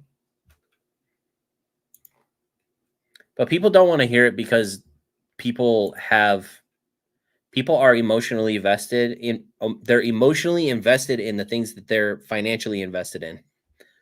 So I think it's hard for people who are financially invested in something to look at it from a completely objective point of view. Instead, it's like, I'm invested this much money into this like brand new product. Therefore, I don't want to have like a detached, like more logical conversation about it. It's just it's more emotional because there's a lot of money tied up into it. Therefore, um, we need it to succeed because there's money involved.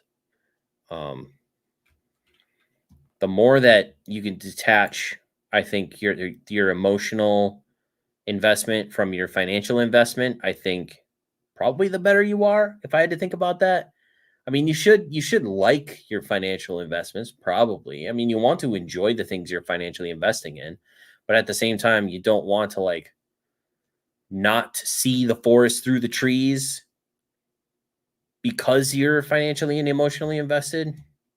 Um, and I'm not even saying that I'm going to be right. I could be totally wrong, but I think history shows that so far I am my thinking has been solid. But collector question. Ooh. At what point do people collect slabs and when do they collect raw? Is there a thought process for some people? I can give examples. We might need an example. At what point do people collect slabs and when do they collect raw? Um, I think there are definitely people who I think that there are quite a few people who collect like PSA 9s. Um, and or um I'm trying to think. So how would we do this? I think if a raw card, if you can get a PSA 9 for the same price or less than a raw card and you want to collect cards, like you might as well just collect the PSA 9s because if it's less than raw, why not get it already slabbed? Unless you're like a binder person or you want to play with the card for some reason. But if it's like a vintage card or something like that that you want, and the 9 is less money than raw or just about as much as raw, like why not buy the 9? Um, so I think there are cases where people, and then I think some people that just like grading raw, some people like grading uh um some people like grading slabs, or some people like collecting slabs or collecting raw. So I think just depends on the person. What are we laughing about? What did I miss? But I want them to give to people and have a binder page myself.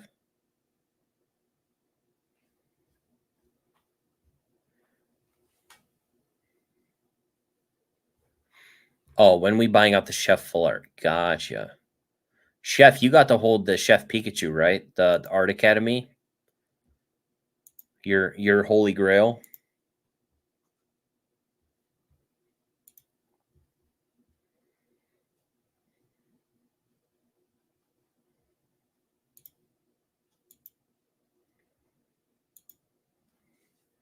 Haven't seen a 10 come my way yet.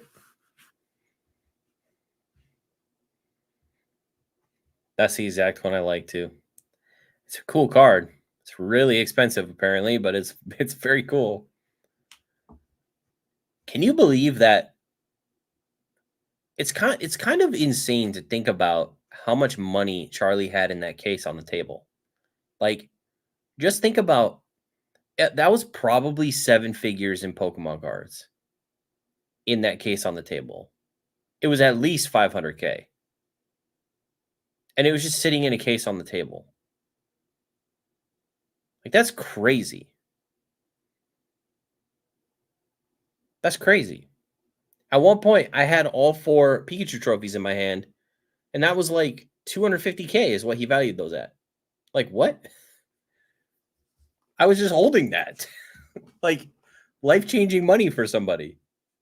It's crazy, dude. Where's the 5K sub tracker? No, I'm not saying until I hit it. No. This isn't. That would be a long time, dude. I would be here forever. My girl is the astronaut Pikachu. Yeah, we got to hold the astronaut Pikachu too. Because Charlie had that one as well. I think he valued it at like 120K or something like that. He was passing that around the table as well. Oh man. Some of Charlie's stories at dinner were wild to hear. Yeah, he's super cool.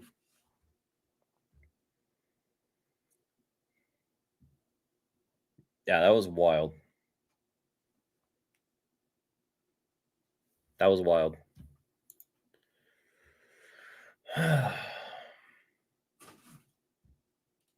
You guys see the new artwork for the TCG Pocket? Yes, man. Looks good. That Pidgeot. Not letting me in because I don't know. Oh, shit. How do I turn that off? Guess. Oh, this one. It's guess must authenticate. That's what it is. Guess, see, viewer comments. Okay. Okay. I turned the authentication thing off. Anyone that guesses Charlie's age that didn't go to Charlotte gets $5 Venmo. His age? He's probably younger than me. He's honestly probably younger than me. I'd say like 28.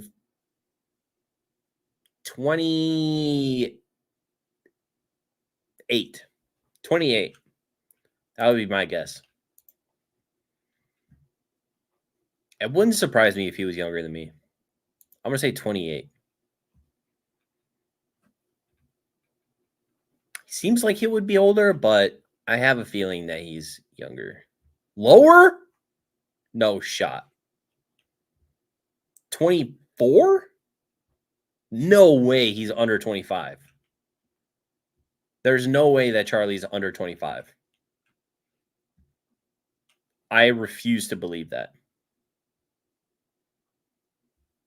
16. I refuse to believe that Charlie's younger than 25. 25, maybe 26 now. Bro, there's no way. I don't believe that. I don't believe that. Really?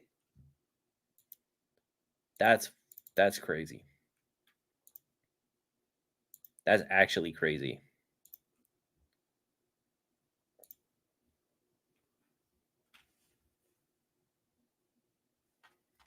Yeah, that's wild.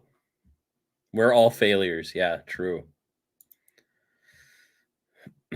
I did turn off the authentication thing, so you might try again, Thrifty, if you want to. If you don't want to, that's totally fine.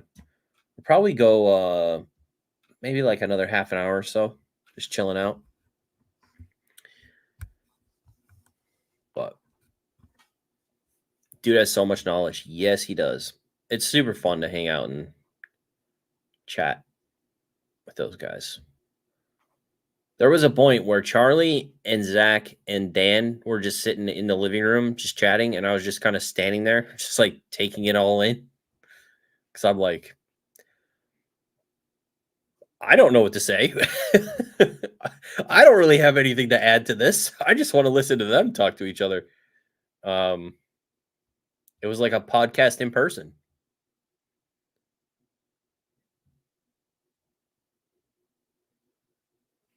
Photosynthesis, exactly. Just stand there and hope that you soak in enough success.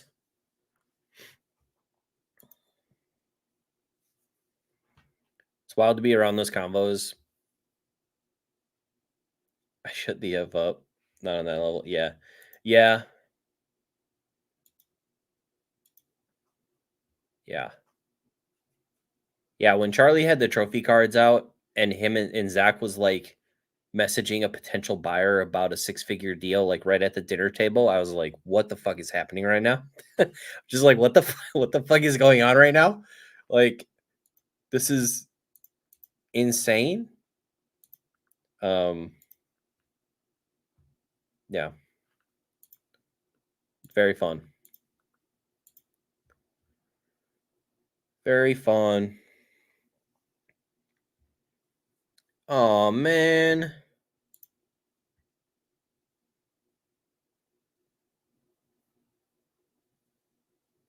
Oh man. I don't know if you guys just read Oak's message in Discord. That's really sad.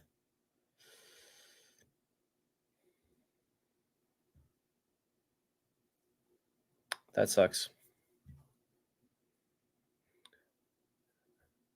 Um, didn't even want to hold him. It's perfect for that dinner. I was munching on food, just listening to Charlie knowledge dump. Yeah, yeah. My table was really fun. I got to hang out with basically people that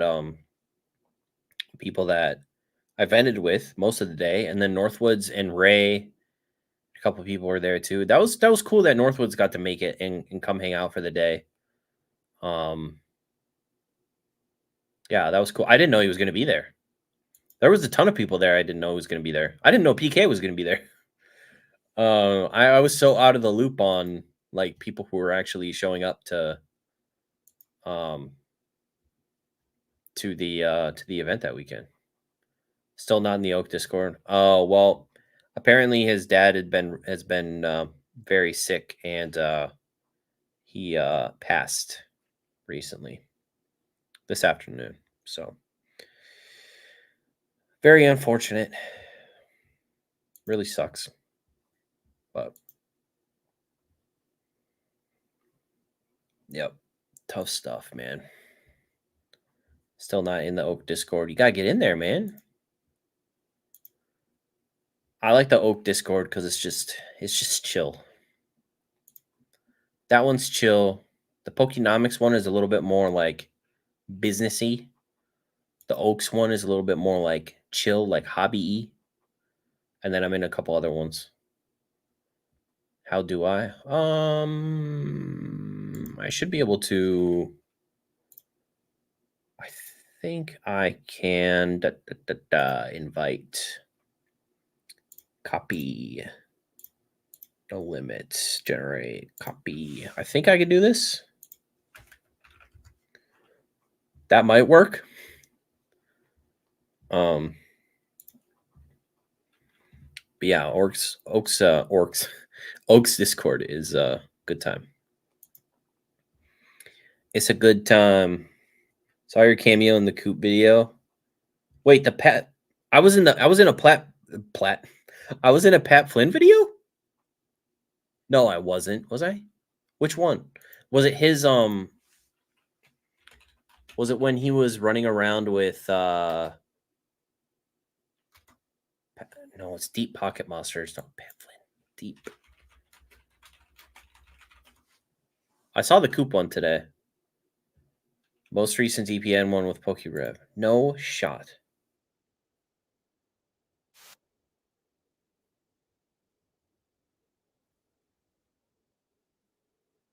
Oh, wait, he was looking. Oh, was it him that was looking for the Umbreon, and my Umbreon was a little too expensive than what he was looking for? Because I forget if it was Pat that was looking for the Umbreon or if that was somebody else doing a video. He's like, "Oh, we need to find an Umbreon," and I had an Umbreon, but it was like $250 or something like that.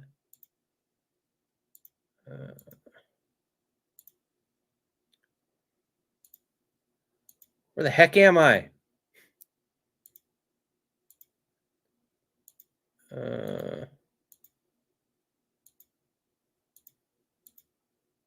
I don't think I'm in this video.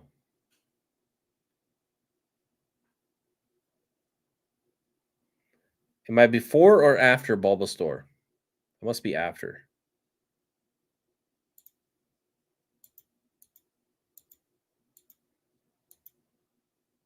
Somebody got a timestamp?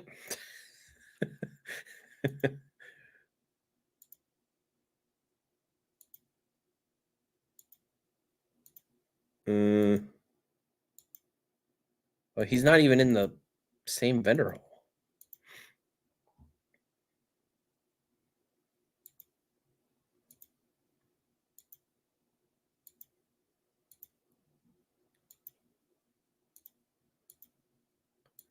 What the heck?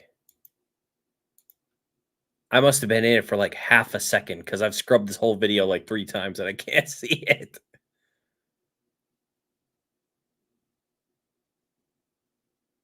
Oh, no, I see it. I see it. Hold on. I see it.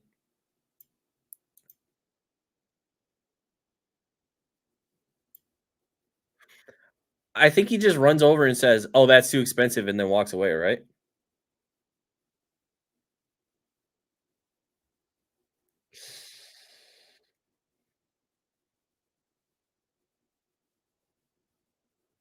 I wasn't it for literally half a second. Yeah, I was standing next to Jake, next to my slabs, and yeah, I had the that's funny. He's just basically like, "Oh, that's a really cool one. That's too expensive for me." Like, okay, I get it. He was looking for 180. Mine was 250. So, not about to give Pat a $250 card for 180 bucks. Sorry, buddy. Sorry, buddy. I know you're Pat Flynn and all, but you're not getting that heavy a discount.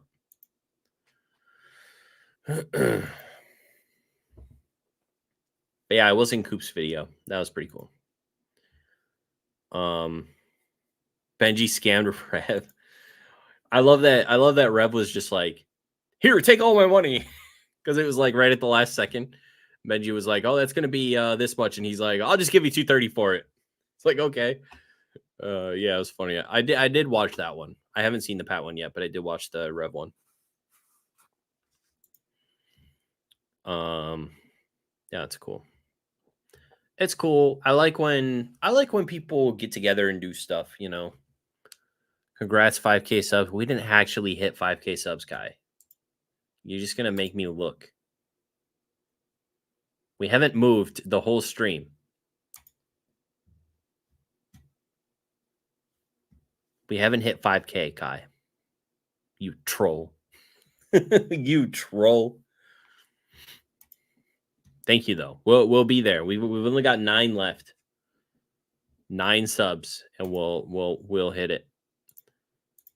Is it saying 5K for people? No, it says 4.99 for me. But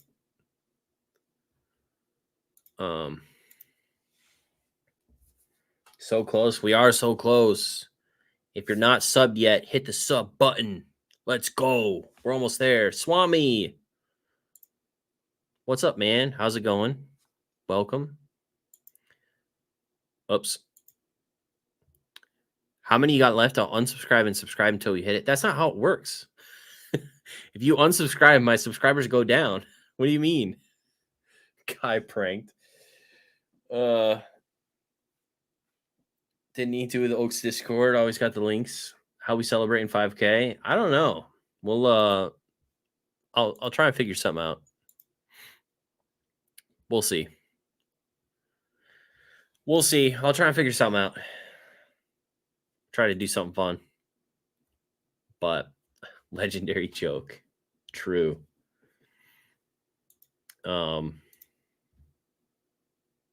4992. We'll get there. We'll get there. Once I put out my videos that I make this weekend, we'll probably get it. The return of Parzichu. Oh boy. I still have that onesie. I have a Pikachu onesie. That I have not worn. Wait, no, I did. Didn't I? No, I didn't. I took the picture with it, but I don't think I wore it for that live stream. Because I did the live stream where I played the video game until I beat it. That was like, what, 10 hours? I don't think I actually wore the onesie for that. I think I wore the onesie for the thumbnail, but not for the actual vending in the Pika onesie. Okay. I did kind of think about doing that. The problem is the onesie is so freaking hot. That would suck. It's so hot because it's made out of like, I don't even know the material. It's very hot though. Is it Ken Lin that always vends in like a Charizard onesie? I think that's Ken Lin, right? I don't know if I'm saying that right, but Ken Lee.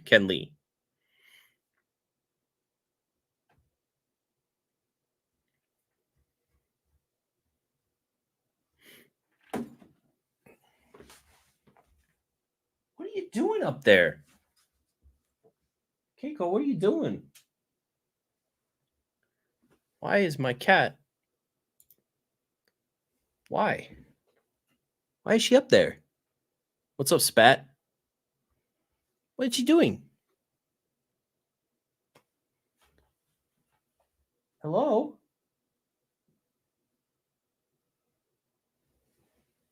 I don't know what she's doing. She's being crazy.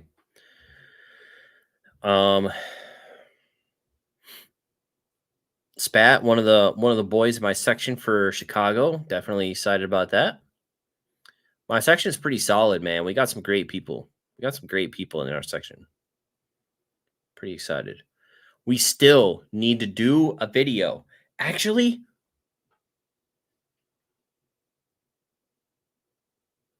we still need to do a video. This would be an amazing video if we could do it. But the problem is we would need 3 people who would film all 3 sections all day. And we'd have to set up vendor POV cameras at everyone's tables. And then someone would have to spend a year editing it all together. And then it would be an amazing video. Honestly, if you just had like 30 GoPros, if you just bought like 30 GoPros, you could do it. But here's what I was thinking was what you would do is everyone would have a POV camera. Everyone would have a jersey for their section with their name on the back in 3 different colors or however many sections we did this with. Everyone would then sell, and then whoever sold the most at the end of the convention section sold the most won a trophy or something. But it would be like a section versus section, Mr. Beast style, crazy ass video with a whole bunch of like slinging cards and selling, all the POV cameras, all the like the trash talking back and forth, all that stuff, sending trades to the other section, like all that stuff would be hilarious. And you would do that for the weekend, and then you cut it all together, all hype like, and have it be like a 30-minute video, and then there's a winner at the end. It'd be crazy. That would cost way too much money. Compete within one section. Everyone gets one table and battles it out. That'd be good. I would totally help make that trophy. Hell yeah. We could sabotage each other. Exactly.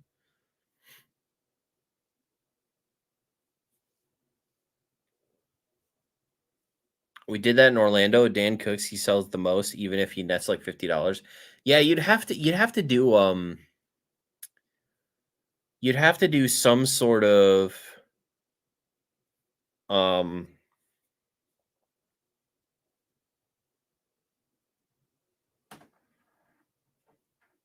it would actually be really fun to have a section that's just first time sellers, first time vendors at Collecticon. A section of first time vendors, you just throw them all in there and have them sell as much as they can, and you like record the whole thing. Dude, there's so much content around this that you could do, like different like ways to put it together. Can you do a cats of a card seller day in the life? That would be the most. My cats are so boring. My one cat just hides all day until nighttime, and then she comes out and is a freak. My other cat literally just sleeps in this chair next to me all day. And then when they're hungry, they just come in here and they scream at me until I give them food. It's it's the life of owning a cat, having cats.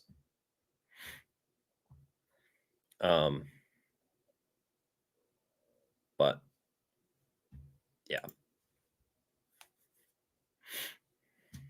How's it going, Walrus, by the way? What's going on, dude? Hope you're good. I hope that everyone in chat right now hits the like button if they haven't already. You must do it. Everyone start with a Moonbryon or 1K and see how much value you leave with. You could send a group of like 5 people into the show, and with the sole purpose of trying to yeah, I mean there's just so many ideas. Like you could send a few people in. You have to oh boy, here he is. Ernie, what's going on? Hey, what's up, dude? Not much. How are you? My wife wants to watch Game of Thrones in a bit, babe. Which one? Game of I'm Thrones? good, man. No, we're rewatching the whole entire first series. Gotcha. Nice. It is more enjoyable the second time, I would say, because I actually fully understand everything and all the houses and like characters and stuff. Yeah. Yeah. When I was first watching it, like I was so confused. Like I didn't understand who was who until I like read all the Wikipedia stuff. But Yeah. anyway, what's up, dude? Not much, man. Just talking about crazy video ideas, I guess. I finally looked at the altered stuff and I fully understand it. You fully understand it? I fully understand it. I'm not sure people are going to like it though.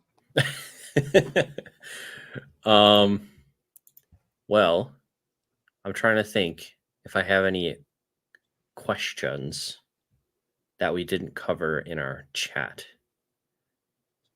You want to go through it? We can go through it. Okay. So this is how it works. Every card has a unique QR code. Every single card? Even if it's like a double QR code. Yeah. Of a card that are turn off my stupid. This green screen thing is killing me. How do I turn this off? There we go. So every card has a unique QR code. You want to scan that code as soon as possible because as soon as it's exposed, someone else can scan it. The value of the cards is actually not the physical card. It's the entitlement on your account system, meaning whoever owns that QR code first. And the reason why that's valuable is if you own, let's say like a super rare card and you've scanned it, you have the rights to print on demand. That means that the quantities that are actually printed by you actually have no value, right? People won't really want them because they're not worth anything because they can always be printed in mass quantities. So if you except for like the alternate arts or whatever that they said that you could only print like one a year or something like that. Yeah. Except for the super exclusive rare ones, but the most of the cards are just, if you have the entitlement, you can ask them to print more copies of it, and then those copies won't have QR codes on them. So most of the cards most of the physical cards won't have value unless it's like a Most of the alternate physical art cards will not version. have value unless they're the first version that's never been scanned, or it's a super exclusive version. And their marketplace is not physical card selling, it's digital selling. So I sell my ultra rare digital ownership of this card to you, some random person in Europe, and you just sell it to them, or you can give it away to people. So it's, I looked on their site and they're like, no, we don't use, this isn't NFTs. It's like, it's basically NFTs, just without like the NFT technology, I think, right? Like it's you own like the unique code for this particular card and you can sell that or give it to somebody else, but it's unique to you, but it's all digital. Um, it kind of just sounds like NFTs without like the environmentally Mm, harmful like side of it, I guess. so trying to figure out a simple way to explain like what NFTs are trying to do. They what blockchain technology does is not unique to blockchain. The reason why they really push for some of the stuff you're talking about on blockchain is it's called a trustless system, which means between two parties, once a transaction happens, it can't be reversed. It can't be faked. It can't be um, duplicated. It's done forever. And so when people compare like what NFT technology does, that stuff already happens like video games, right? Like you have Epic, you have Valve, you have Nintendo. They control where entitlements go, where games go. You just buy from them.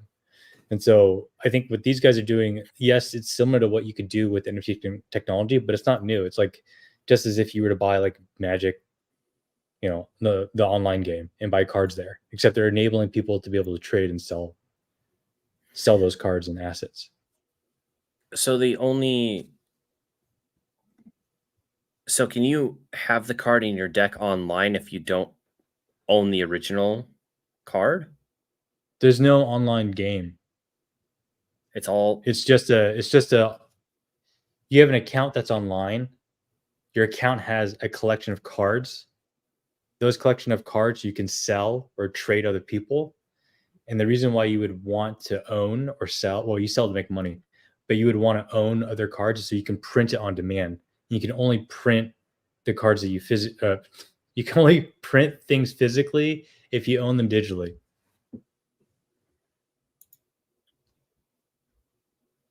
okay. But then It's not confusing at all. so when so Gengar asks who prints them, so they have a printing facility, I think, that will print them on your behalf and then they'll ship them to you. Yeah, they And handle the printing distribution. And the cool thing in the summary I just read, what they're trying to do is it enables like a true international marketplace, because you can buy from an English person and then decide you want to print it in French. right. Like you're a French player, or like you're in America and you buy this ultra rare card for some dude in, I don't know, Germany, and they obviously have it in German, but when you get it from them, you can decide, hey, I want to print this in English. I think that's pretty cool. But then what happens to the person who see that's what I was curious about when we were chatting was what happens to the person who opened the card initially in English? So like there are a lot of people in Europe who've already had the product.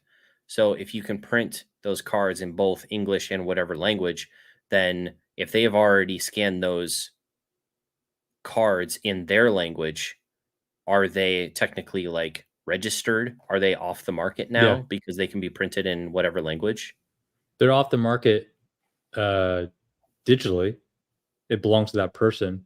But this is where I was saying at the start, like the physical cards aren't going to be worth anything, because having a copy of someone's printed on demand card when they can print, whatever As the many limit as they is. want. Yeah. Yeah, like at first, all the cards can have value, but then over time, as they get printed, unless you live somewhere we have no access to these cards, and it's hard for you to get them. In theory, what should happen is over time, the physical cards are going to be worth nothing or very little, and the digital ownership is going to be what's worthwhile, worth like going after. Except for the alternate art ones, because those will be limited by the amount that they can actually print.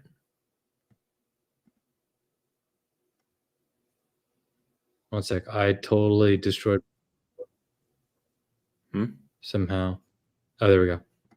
My Back? Siri went off. Yep. No, I was just saying, except for those alternate art cards, the ones that are limited to the amount that they can actually print. Yeah. But then Those are going to be in a class of their own. So if I get a booster box, I can get cards that you also get in your booster box. And they'll both have barcodes, but if you scanned your barcode before me, then you get the ownership and I don't. No, we have our own unique codes, even though the cards are the same. So let's say there's 5 million Magikarps. All 5 million Magikarps have their own code to own that specific Magikarp. But digitally, it's still the same card. Are there things about the cards that are different? So will like the stats on the cards or something be different? No, but they do have like different alternate art versions of like every card. And so there's basically like 3 or 4 types, or I guess alternate arts of the same card. And that's how they like introduce the chase for why you would want like multiples of the same card. So if I have a unique code of a Magikarp and you have a unique code of the same Magikarp, can we both print that same Magikarp? Yeah, because as long as I redeem mine and you redeem yours, our account system digitally will both have it. So everybody can print like every card except for like the alternate arts, the rare ones that can only be printed like so many times. Yeah, as Then long as you then own, what's the point of having as ownership long in as a you own it. card? They're pushing like playership, like people being able to play the game. And oftentimes when these like hyper investor heavy collectible card games where you have like super rare cards, when the rare cards, like I had this issue in Grand Archive, the game I don't play but I collect and stuff. A lot of this expensive cards are actually needed for decks, and you have whales and people who aren't really interested in playing. They're just like hoarding the expensive stuff, and it's actually hurting the growth of the players because they actually need those cards. So in that example, like if this game operated, or sorry, if that game operated like this, what we're talking about, you could just get players to print the cards play to be playing in person, and the digital ownership is completely separate. Like you would want that for other reasons, but the physical cards like can be printed, I'm just trying to into the figure ground. out like what's the exclusiveness then? Like why would my Magikarp hold value if you also have the Magikarp and someone also has the Magikarp and someone also has the Magikarp and we can all print them? Like why would my Magikarp have value then? I think of it in like there's like layers to it. Like the common stuff, obviously, like there's no, if everyone gets it, it's like whatever. But then there's the uncommon stuff and the rares and ultra rares. And as you go up in rarity, in theory, there should be less and less of them. Mm-hmm. And what they can do is they can say, hey, if you own these sets of cards, or you own these hyper rare cards, or you own this bonus of card, whatever it is, right? They can decide whatever new stuff to give those people. So if you complete like a master set, or if you have like, 5 ultra rares, on top of that, they can add another reward, whatever they want for you. So that's their incentive. That's your incentive as a digital collector. I want to collect everything. I want to collect the rare stuff because they can continue to reward you with something digitally, which in turn could be printed physical, and then that could be sold for money or traded for whatever. Like imagine if Pokemon rewarded trophies to players who had, like, I know Jake finished like all the Johto Jake finished all alternate arts and Sword and Shield. Right. Imagine if they gave him like a trophy for doing that, a trophy card. That's the kind of stuff that these guys can do with their account system because they're tracking, all the people who have, these collections and who have scanned these cards and who have ownership on them of them. So the only difference between like the original cards and the reprinted cards, or the reprinted cards won't have the QR code. Card, yeah. So you'll know if a card is It's like a proxy. Original if it has the QR code. Yeah, and maybe there's a market if the game becomes popular. Maybe there's a market where people want the original card, even though the code's scanned, just for like, that's their first edition chase or whatever. Well, a lot of our Kickstarter stuff will have a Kickstarter stamp or whatever on it too, so which will make it a little bit more. Yeah, I think it'll have like the little Altered logo, I think, as the Kickstarter stamp. But nice. Yeah. I fully intend just to sell the thing or flip it. That's what I'm thinking too. I might open one box to see, but if it's more than what I spent on it, which I'm assuming it probably will be, it'll probably be somewhat hype when it first comes out. Although I haven't really heard anyone talking about it. Yeah, because they're European or French board game company. Yeah, and so it's I don't follow that kind of stuff. The last Kickstarter I backed outside of Grand Archive was Sorcery, and I did like 10x or something like that, 8x. Crazy. Nice. Small bet. It's a small bet to take. Yeah. That's cool. Have you done any local shows recently? Yeah, I did a show, I think 2 weeks ago. I was a table over from Josh and some other guys. It sucked. It was slow. It got really hot here, and the hotel that we're in, for whatever reason, they put all the Pokemon in like a side room, and there's like really poor ventilation. So the show started, it was really slow, and then around lunch it started to pick up, but then it got hot. It was like 95 degrees inside, and people just left. Jeez. So yeah, I did okay. Rough. Yeah, it was so. How was your show? Well, I have a local show this weekend, but we had Charlotte a couple weeks ago. Haven't had anything between, but yeah, Charlotte was good. It's fine for me. Better than last year. I know some people said it was like their worst show yet. So I think it really just depended on who found your booth, what you had. But I did okay. I'm hoping that this weekend is good. It's a local thing, so it's just a bunch of kids walking through, and I got a bunch of like low cost singles and stuff to sell, and so hopefully, I think last year I did like 2,000 at the show, so hopefully I hit that or around there or something. Good. For selling like $2 to $5 cards, to hit 2K is pretty solid. But yeah, graded usually doesn't do very well, but we'll see. I sold like 6 or 7 151 boxes. Like that's it. 0 Lost Abyss. And my binders did okay. What were you selling 151 for, like pricing wise? I undercut the guy across from me. I was offering 3 for 200 or 1 for 70.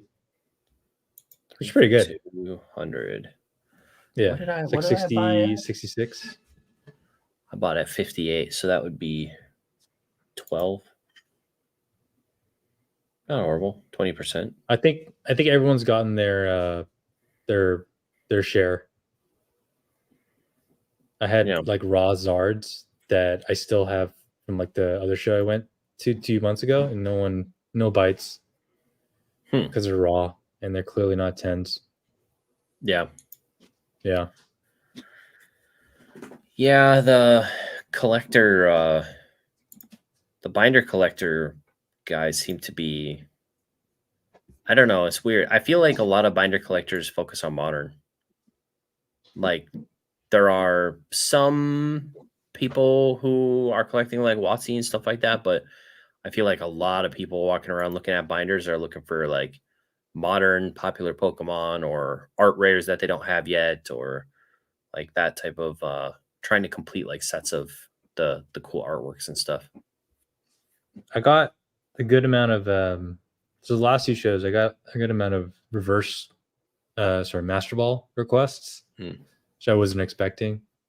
And then this past show, the last 2 shows, I actually had people ask for the latest, the latest Japanese sets, like the SIRs and the SARs or whatever.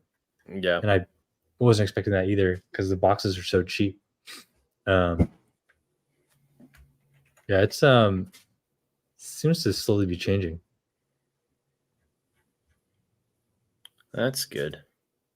Holy moly. I just got an email with a guy's collection, and this thing is beat. The 800 Slabs guy? No, this is a different guy, but not going to be interested in that. That is like damaged condition. That's brutal. Oh, you're good, Josh. Josh was thinking about possibly calling in tonight, but it's all good, man. I know he had I think a softball game or a tournament or something tonight, or something. We'll miss you, buddy. Yeah, you have to call in on the next one. I'll probably alternate Wednesdays and Thursdays.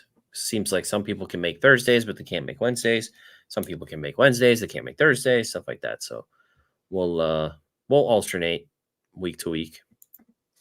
I mean, for me, I'm basically booked till like 6:30 every day because the baby, got to put her down, and just hard because you have family time, make dinner, eat dinner, feed baby, clean up dinner, do dishes, and then it's potato time afterwards. But it's like the same thing every day until 6:30, 7. You'll get there eventually. Yeah, maybe. We'll see. We'll see. I was really surprised when we had our kid how what's the word? If we deviate from her schedule just like a little bit, it just throws like everything off. Like if she doesn't get her nap, the rest of the day is just she's terrible. Yeah. If she doesn't eat, she doesn't get her food or milk, just it's nuts, man. Very keeps routine. You on your toes. Yeah. Pokey Chef says Java out here living the dream. I don't know about that, man. You got cardboard babies to look after. Exactly. 2 cats and a bunch of cardboard. Do you live by yourself? Yeah. Yep. Oh. Yep. By yourself with 2 cats? Yep. How big's your place? It's a 2-bedroom, pretty spacious enough, like big enough to run a business out of one room and sleep in the other. Oh, you have like 1,100 square feet or something? 2-bedroom, 1 room for the office? Yeah, it's probably something like that. What's your rent like out there? I think it's $1,276.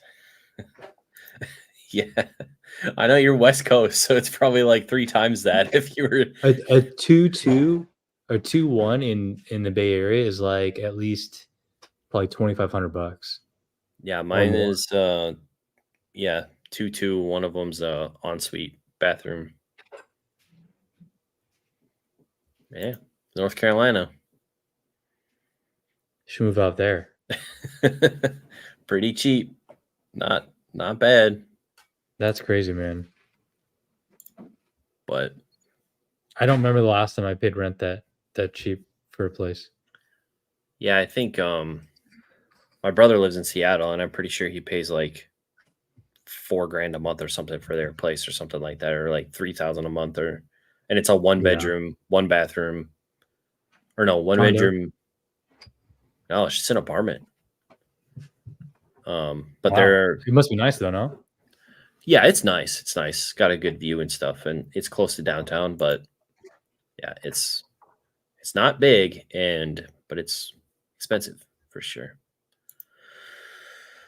I do have a Yoda. It's no longer in my background though, but I have a You got life the baby size. Grogu statue?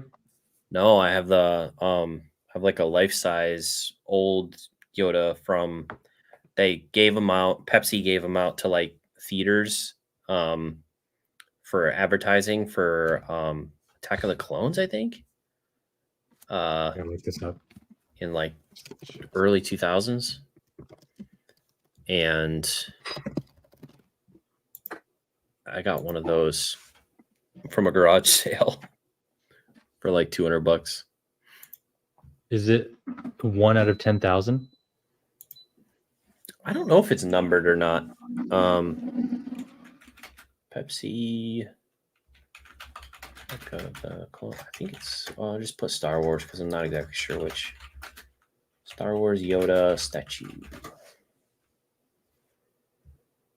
It's this one. Oh, there's one on eBay for $1,100.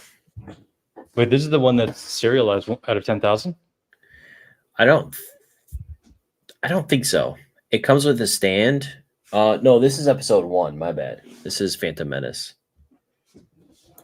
It comes with a stand, and it's like quote unquote life size. I'll put the eBay link in chat. But my wife kicked me out of the kitchen. I love Star Wars, man. I used to have a Boba Fett helmet signed by the actor who was inside the suit. Jeremy Bullock or something like that? Oh, sick. One of the actors that was in the suit. But I sold that a little while ago, or a while back, years back. I have the Grogu statue from the Sideshow company. Oh, Sideshow makes awesome stuff. Yeah, it's good. It looks super realistic. That's awesome. Does it is it animatronic? Like, does it move and stuff, or is it static? No, it just sits there. That is sick though. That's awesome. Wait, so I have to ask you, what did you think about the Acolyte again? I thought it was not as bad as people said it was, but it wasn't like, it's definitely not like the best Star Wars thing I've ever seen. I thought it had good moments, it had bad moments. I didn't think it was like the worst thing that Star Wars ever produced, like everyone made it seem like. Okay. And are you in the camp that episode 8 was a good movie if 9 didn't exist? Like as a standalone movie. 9 didn't exist?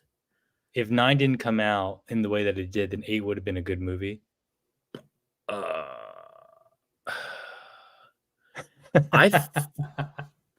I'm trying to think if 9 has anything to do with what I think about 8. I just think 9 is horrible. I think 9 might be the worst thing that Star Wars has ever created. Because of, but I think it was an overall issue with those 3 movies because they didn't have a plan going in. They're like, oh yeah, let's split this up between directors and writers and stuff like that, and they'll just hodgepodge it all together. Like, it seemed like a horrible way to try and do that. I thought 8 was fine. I actually liked the things that some people really didn't like. Like, I liked that Luke was super conflicted and almost killed Kylo. Seeing that, What about the Leia flying in space scene? Yeah, that was whatever. I mean, it's literally magic. Like, it's literally magic. They can literally move things just by pointing their fingers at them. Like, I think so. I'm the type, or I was the type when I had the time. I watched 7 and 8 3 days in a row, like back to back to back in the theaters, and then I ended up watching each like 5 times in the theaters just to like, because I love Star Wars and stuff. Yeah. 8 was so difficult because they had to answer a bunch of questions with 9 based on how they made 8. I can see how 8 in itself was could have been a great movie, but you can't really have a great Star Wars movie unless you explain what the hell's going on later. Like, you can't just create a bunch of loose threads and then like, hey, that was a good Yeah. movie. It's like, no. You can't do that with a franchise like that. Well, that's the problem with having a different writer and director do the middle movie, and then having the original director come back for the third one to try and like retie up all the loose ends that he felt like weren't answered and stuff. I don't know, but like I Yeah. thought I agree that the whole side plot in the casino and everything in the Last Jedi is stupid. I Side agree. quest? Yeah, the side quest, it was pretty dumb. I 100% agree with that. But I like the idea of Rey just being some random ass person not related to any other like Jedi or Sith or whatever. And then they went and retconned that, in the last movie because she has to be related to somebody. She has to be a Palpatine or she has to be a Skywalker. She can't possibly just be a person that's force sensitive. Um, so Which would be I thought cool. that right, and they kind of set that up at the end of 8 when um The when the kid with the kid, broom. yeah, at the end, and it was like, oh yeah, Ray and Kylo says that she's a nobody. They don't know who her parents is. She's a nobody. She's whatever, and you're like, oh, that's kind of cool. Like anybody can be like a Jedi hero that's like force sensitive or whatever. They don't have to be Yeah, it's like related to the the old Republic Skywalkers. days. You have like a Yeah, bunch of Jedis and Sith just running around, and everyone's force sensitive. yeah. So like, I didn't hate everything. Like the problem with Star Wars for me is I feel like most of like the shows and the movies they have really high highs and really low lows, and they're like a roller coaster. Like, um, there are some movies that I think are genuinely just really good. Like I thought Andor was really good, although slow Oh, at Ender's times. I great. thought that was really good. Yeah. Um, Rogue I One's thought great too. Rogue One, yeah, fantastic. I even thought Solo was fun. I didn't think it was like a bad movie. I thought Solo wasn't bad. it was On the second on the rewatch, I was like, oh, this actually wasn't bad. But I think yeah. it had so much. They were trying to like hype it up, and I It, don't think it lived up to what they were trying to do with it. But yeah, I yeah, mean it I've wasn't rewatched it a bunch of times. It's necessary, good. but it's kind of fun. Wait, have you watched Bad Batch? I haven't no. I haven't watched any of the Fantastic. I haven't watched any of like the And Clone Wars or anything like that. Well, I've that's not true. I've watched some of the Clone Wars. I have a really hard time with like episodic things where like each episode is a new kind of story and it's not like all they together building to something. Um they changed that. They changed that in like seasons 4, 5, and 6. I think 5 and 6 are like seasons 5 and 6. I know I said I'm a Star Wars fan. The best Star Wars you will ever watch. yeah. It actually has like this like build up to the third movie. The plot's good. The character development, like it really comes together. The funny thing about the Clone Wars is there's actually a way to watch it in order, and it's not episode 1, 2, 3, 4, 5, 6, 7, 8, 10. If you look it up, it's like the first thing that pops up, like how do you watch Clone Wars in order? Because the way Yeah. they made a lot of the episodes at the time were just a bunch of random stories, and then it starts to come together later. So I can see why it's like a little bit confusing. Yeah. Um, but yeah, the Clone Wars, I believe seasons 5 and 6, the best, like the best Star Wars hands down that I've watched outside of Rebels. Yeah. Yeah, I'll have to I got pretty far in Clone Wars. I feel like maybe season 3 or 4 or something like that and then something else, popped on and watched that, but yeah, I just feel like they need to stop making shows if they can't actually make the entire show good. Like Kenobi, like Kenobi had amazing parts with like when it was Kenobi and Anakin. Nobody cares about any of the other stuff. Like young Leia, nobody cares. Like it's just like why? Ahsoka, kind of the same thing. Like Ahsoka, when it was Ahsoka and Anakin, really cool. Loved all that stuff. All the other stuff was kind of like, whatever. Um, like I don't even remember was it Ahsoka where they go to like the planet with like Jack Black and What's her name? Yeah. Yeah, it's Yeah. like, why? Why do those episodes exist? Yeah, it's just Well, remember with Kenobi, you know the Inquisitor, the African American chick, the black chick. yeah. She got like a ton of hate Yeah. on her character, and then by the end of Kenobi, if you had actually watched it all, she was actually like a really good, Yeah, I thought like she was good great too. character. But Yeah. people were so like trigger happy to just, you Yeah. know, Oh, it's Star Wars fans. Star Wars yeah. fans Oh, are very not including you, but just they're very sensitive. Same with Lord of the Rings fans, same with, I'm actually really excited for season 2 of Rings of Power. Season 1 wasn't great. Again, it had like really cool moments. It had really bad moments. But like some characters were great, some characters were not great. But season 2, I'll give them another chance to like fix some of the stuff and maybe make some of the characters more likable and like apparently it's going to have multiple episode battles in it, like multiple episode battles. And I thought the reveal at the end of the first season, you kind of knew the dude's the other dude. that he was the other dude, but like Isn't that the eh, whole thing with what's his face? He's like multiple people. I think so. I don't really know Sauron. all the lore, Yeah, which is I don't know. probably why I I thought it somewhat was liked fine.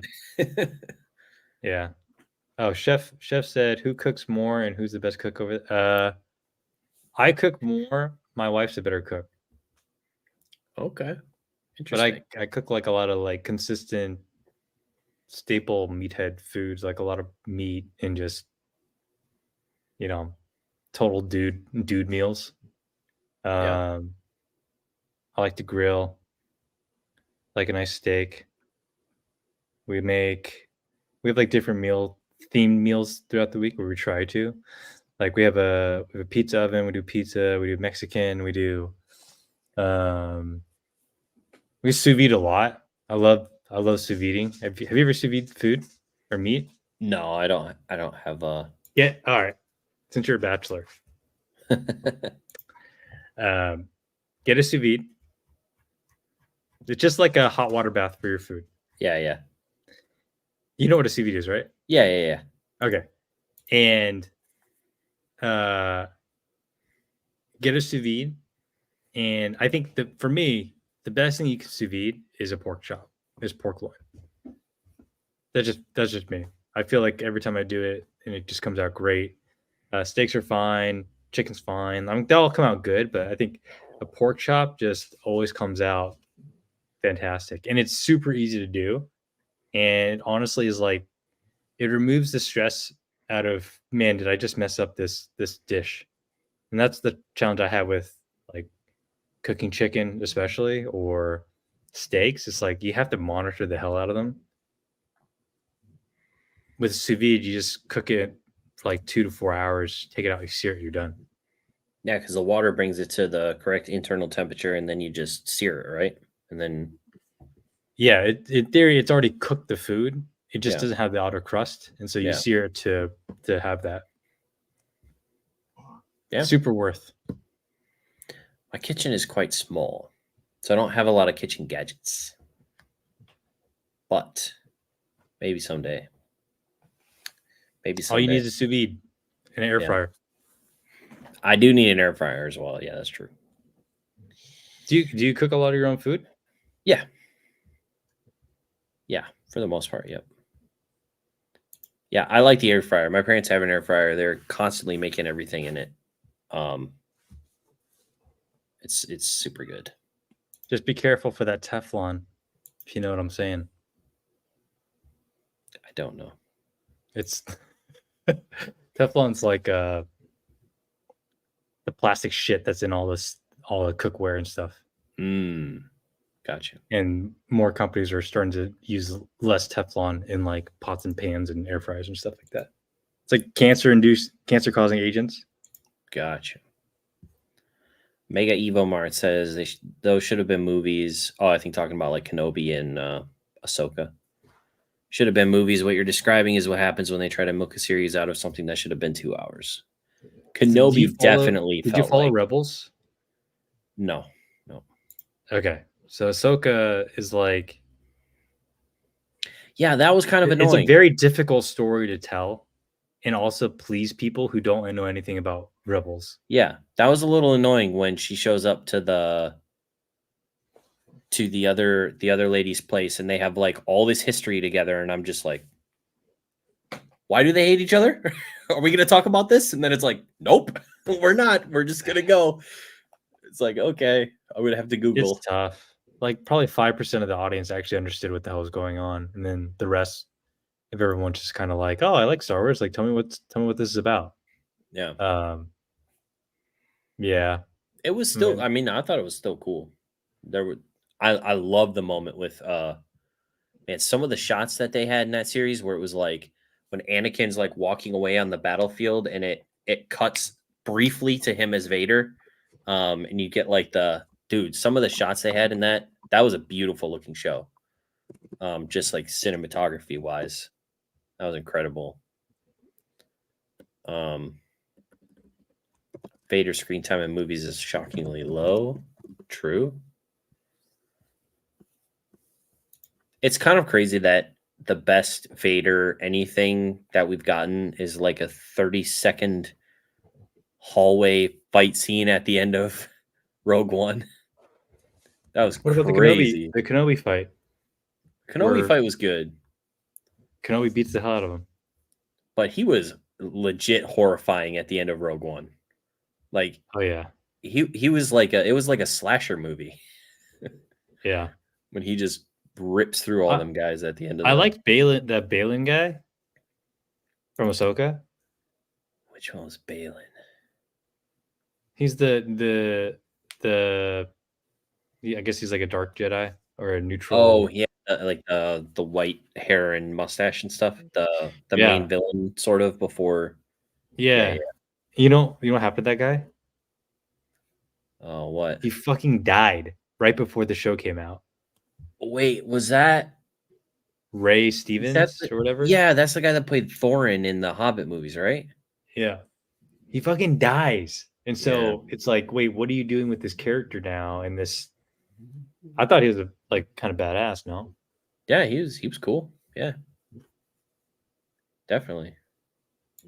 Pooping Turtle says I'm cool with my Uber Eats app. Or I cook with my Uber Eats app. Yeah. I've always been a DoorDash person and Grubhub. I'll flip between DoorDash and Uber Eats to figure out like which one has the better shipping costs sometimes. But yeah, I flip between the two. Oh yeah. Splats was asking about is it okay? Sea Nanners? Is that how you say it? Yeah, sea nanners. Okay. That's like a Are really you familiar OG with him? streamer, right? I would say he's probably one of the original gaming YouTubers. Yeah. There's like a handful of them. Yeah, that guy's a legend. Spat's wondering if I think you sent me this or you posted it in Discord or something, the integration with Mercari. The Japan integration with US Mercari? Is that like Mercari? Is that the ability to just buy it? Yeah, I think so. I can't imagine that would be fruitful for us though. They'd probably charge a bunch of fees if you did that. Yeah, I'm not sure. Because US Mercari, you have to pay the there's a buyer's premium. Or I guess the buyers pay the fees. Yeah, that's weird. I was trying to buy a case of something for like $1,500, and the seller was going to net 1,180, and they told me they're like, I can't take this. I'm like, 1,180. That's like 20. That's more than 20% you're not getting. And that was English. Yeah, English Mercari. Yeah, English Mercari. That's wild. That's a lot. That's a lot. Why would you even sell on there at that point? Like that's just different audience. I mean, I sold like 50 or 60 things on there back in the day, and people will buy the most random stuff. So it's worth a shot, but their platform's kind of bare bones.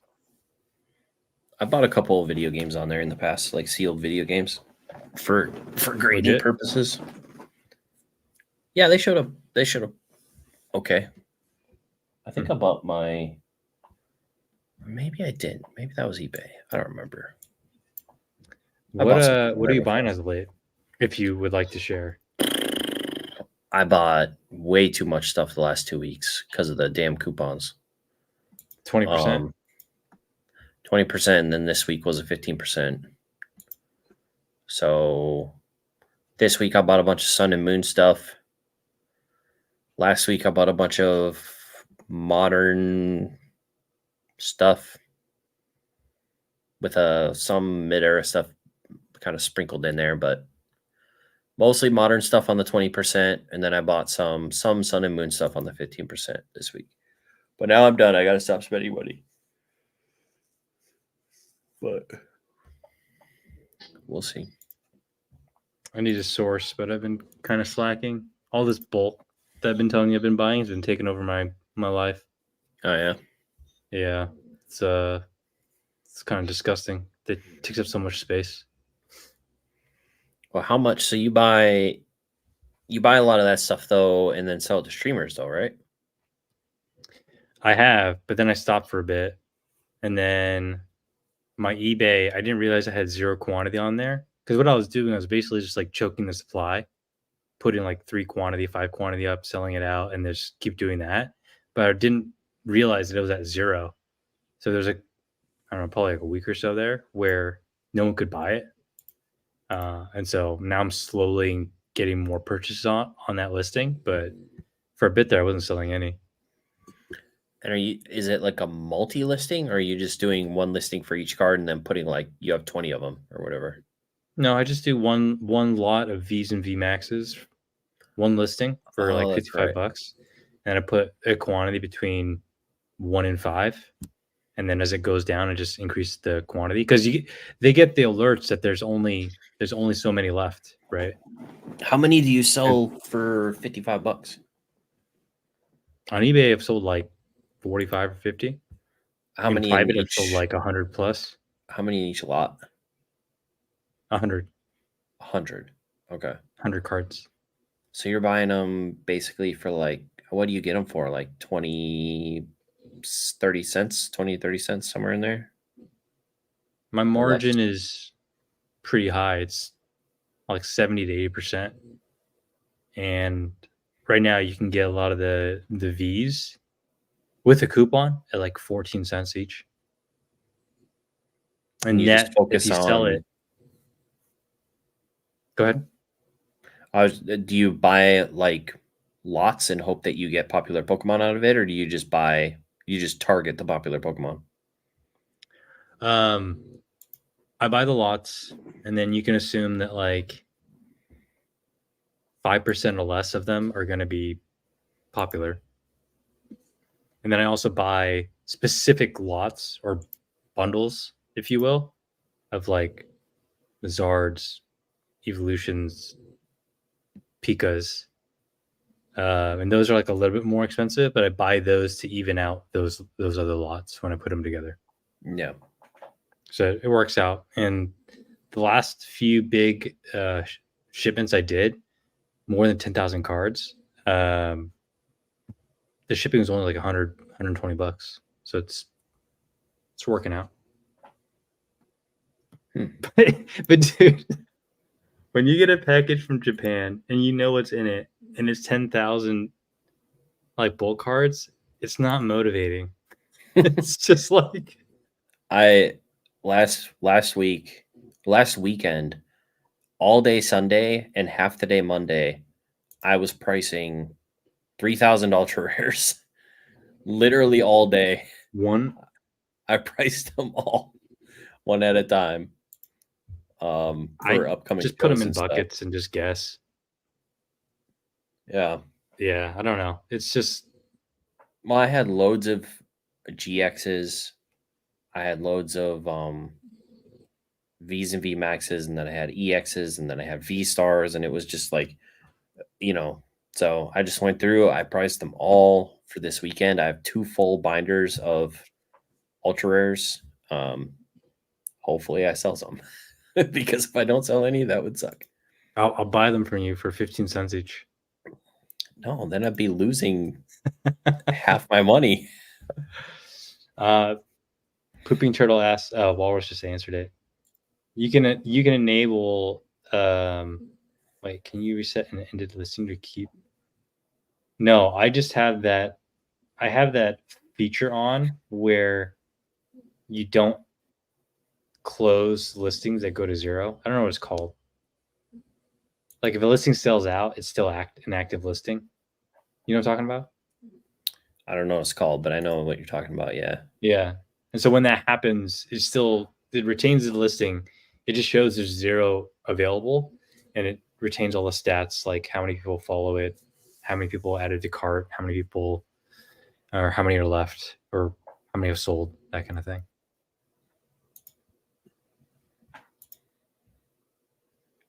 Yeah.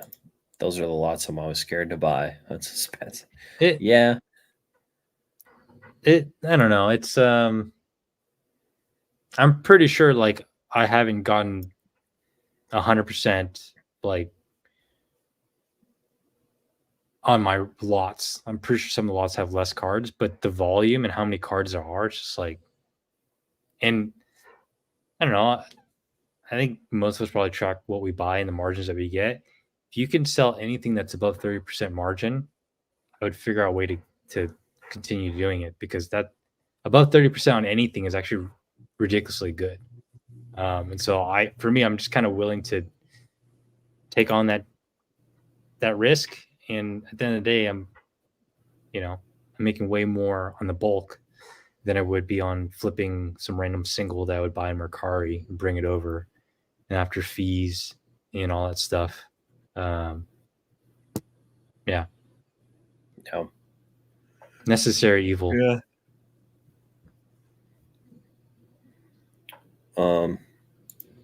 Mars said it's called multi-quantity. Downside is you have to manually end all listings after that. Oof. If there's writing or text on a listing on Buy, stay away on the picture. Oh, really? I love those ones. I do bulk card and type in 1,000. And then usually when I'm lucky, I get the ones that have V or RR and RRR 1,000 on the picture, and I buy those ones, and I'm good. Yeah, I look at those occasionally. I'll type in like SR 1000 and see if anything pops up, or SR 500, see if anything pops up, SR 100, because I'm like, oh, SR 1000 would be a lot. That'd be like $1,500. Yeah, because I try to target like $1.30, $1.40 for secrets, but yeah, it's tough though, because I have had lots where like, oh, I'm gonna buy these art rares, and then you get it in, and it's like you get, it's like a lot of 100 art rares, but you get 25 orangaroos, and it's like, oh shit. So that can happen occasionally, but sometimes it's not the variety that you're hoping for. Yeah, I stay away from art rares. Yeah, because of that, and I think they just cost more, and there's a lot of crappy ones that people don't want. Yeah, there's a lot of Pokemon that aren't necessarily as desired in a lot of the art rares. But yeah, I think just getting scammed wise, I think the worst time I've been scammed on Buy, I won an auction for like $3,000 of Japanese base set, and it had 3 or 4 Zards. It's like all this stuff in there. I got it. None of the cards matched the conditions. All the cards were there. So all the cards were actually there. I'll give them credit for that. They didn't scam me on that part. It was the conditions of the cards that matched the exact pictures. And when I made a presentation for Buy, I could put a bunch of slides together. And I emailed them and they were just like, sorry, there's nothing we can do. I'm like, you see the difference, don't you? They're like, oh, there's nothing we can do. And from that point on, I still use this godforsaken service. We have a friend joining us. Ray, what's up, man? What's going What's on? up, Ray? Can you hear Wait. me, guys? My Bluetooth just connected and disconnected. Yeah, I can hear you. Cool. Java, I apologize. I need to swap. My wife's going to kill me. Oh no, you're fine. Thanks for having me, man. All Good good. talking to you. Enjoy Game of Thrones. Ernie, did I Good scare meeting you you. off, man? Yeah, sorry. I owe my wife, family time. So, Good man. yeah. See you later, man. Thanks for hopping in. Thanks, guys. Bye. Bye. Ray, how are you? What's going on, Java? How's life? Life is great. What are you chatting about? I just happened to see that you're on. I was cleaning up a little bit. Said, I you know see what? a Let's lot see of- if I can hop in. See a lot of packs behind you, I think there. I don't know what you're talking that about. 5 row. We're not gonna look at any of this over here. DGen hour. I'm prepping for shows this weekend. Oh yeah, I have a show this weekend too. What are you doing? Just a local Comic-Con thing. Just Oh, on cool. Saturday. You have a local show this weekend? No, for whatnot. Gotcha. Yeah, I feel like it's all I've been freaking talking about lately. I didn't really, but yeah, they're celebrating Worlds, and they're kind of doing a big push because of Worlds, and yeah, so I decided I'm gonna just go pretty all out this weekend on it, and bought some booster boxes and gonna open some pretty big boxes. I'm looking forward to it. Got Cosmic Eclipse, Oh, nice. Evolving Skies, Tag All Stars, Damn. Celestial Storm's coming, and what else? Oh, Bierski's running this weekend. His first show. I'm very proud of him. His first show is gonna be Unbroken Bonds. Oh wow. Yeah, It's a big box to open. Yeah. It's funny because people, it's the Sun and Moon theme. Worlds is in Hawaii. Yeah. Alola region, so trying to just keep it themed, and the only one that's not themed is Evolving Skies, but that's just It's just good. it's good, but it's also it was supposed to be Unified Minds, but UPS decided it wanted to take a week and a half due to Hurricane Debbie. So that's twice now that I've gotten wrecked by Hurricane Debbie in the past week and a half. That's tough. I was unable to leave Charlotte. Yeah, that's right. So obviously your plane was canceled. Like just straight up canceled, not delayed. It just was. Dude, me and Dan were going through the airport. It's we both had TSA pre-check, so it was fairly simple. Although Charlotte Airport does suck. It's pretty crazy. Get all the way through, deal with all the craziness. I walk right up to my gate. I'm like, all right, I can finally breathe. I just finally got checked, and went through multiple levels of getting like your ass touched and all that kind of stuff. And then I walk up to the TV, and a minute later, canceled. And the gate where I was at, which is was it C in Charlotte? It was every single time I fly out. I think it's always C. It's all going to Florida. So it's Tampa, Orlando, Fort Lauderdale, all of them, and they were all canceled. I agree, Chef. It's pretty rough. Jesus. But yeah, so I go up to the TV screen, and like they're all canceled all at once. So immediately there's a line. I mean, you just hear a large groan of about what? All the people. 1,000, 1,200 people, something like that. They're all running to customer service to try to cut each other off. I instantly just get on the phone with American Airlines just to try to get my stuff switched, because there's no way anyone was getting to customer service really quick. And I was on the phone in an hour, and then I remembered that Stone was leaving the next morning, and I was like, you know what? Screw it. Let's see what it is. But the thing is, dude, I didn't know what to do because I already checked my bag. So this is a fact. If you already check your bag, you ain't getting it back. Just a fun fact for life. Just So you had so to I can just give you, wait for it to show up and go back like, and pick it up. it'll go on the next plane out to wherever you're going to. So if you were coming to like where I'm from, Fort Myers, it'll just go on the next plane in the morning. So you better look for the flight that's coming out pretty early. And luckily, I was fortunate enough to catch first class on the way back. It was a $80 upgrade. Like it's That's not, cheap. yeah, that's not bad. Trust Yeah. me, it's worth it because I had anticipated coming back with some stuff. These guys are making me laugh. I had anticipated coming back with some stuff, so with first class with American Airlines, dude, you get 2 carry-ons, and I fill up my carry-ons with product. So I have the slab case as the carry-on. I'm sorry, I meant to say check bag. I have 2 check bags typically, and the carry-on has my slabs. So yeah, you can bring a lot more stuff to a show if you have 2 free check bags. Yeah. So I was actually going to ask that because this is, flying with product to Chicago is something that I'll be doing for the first time.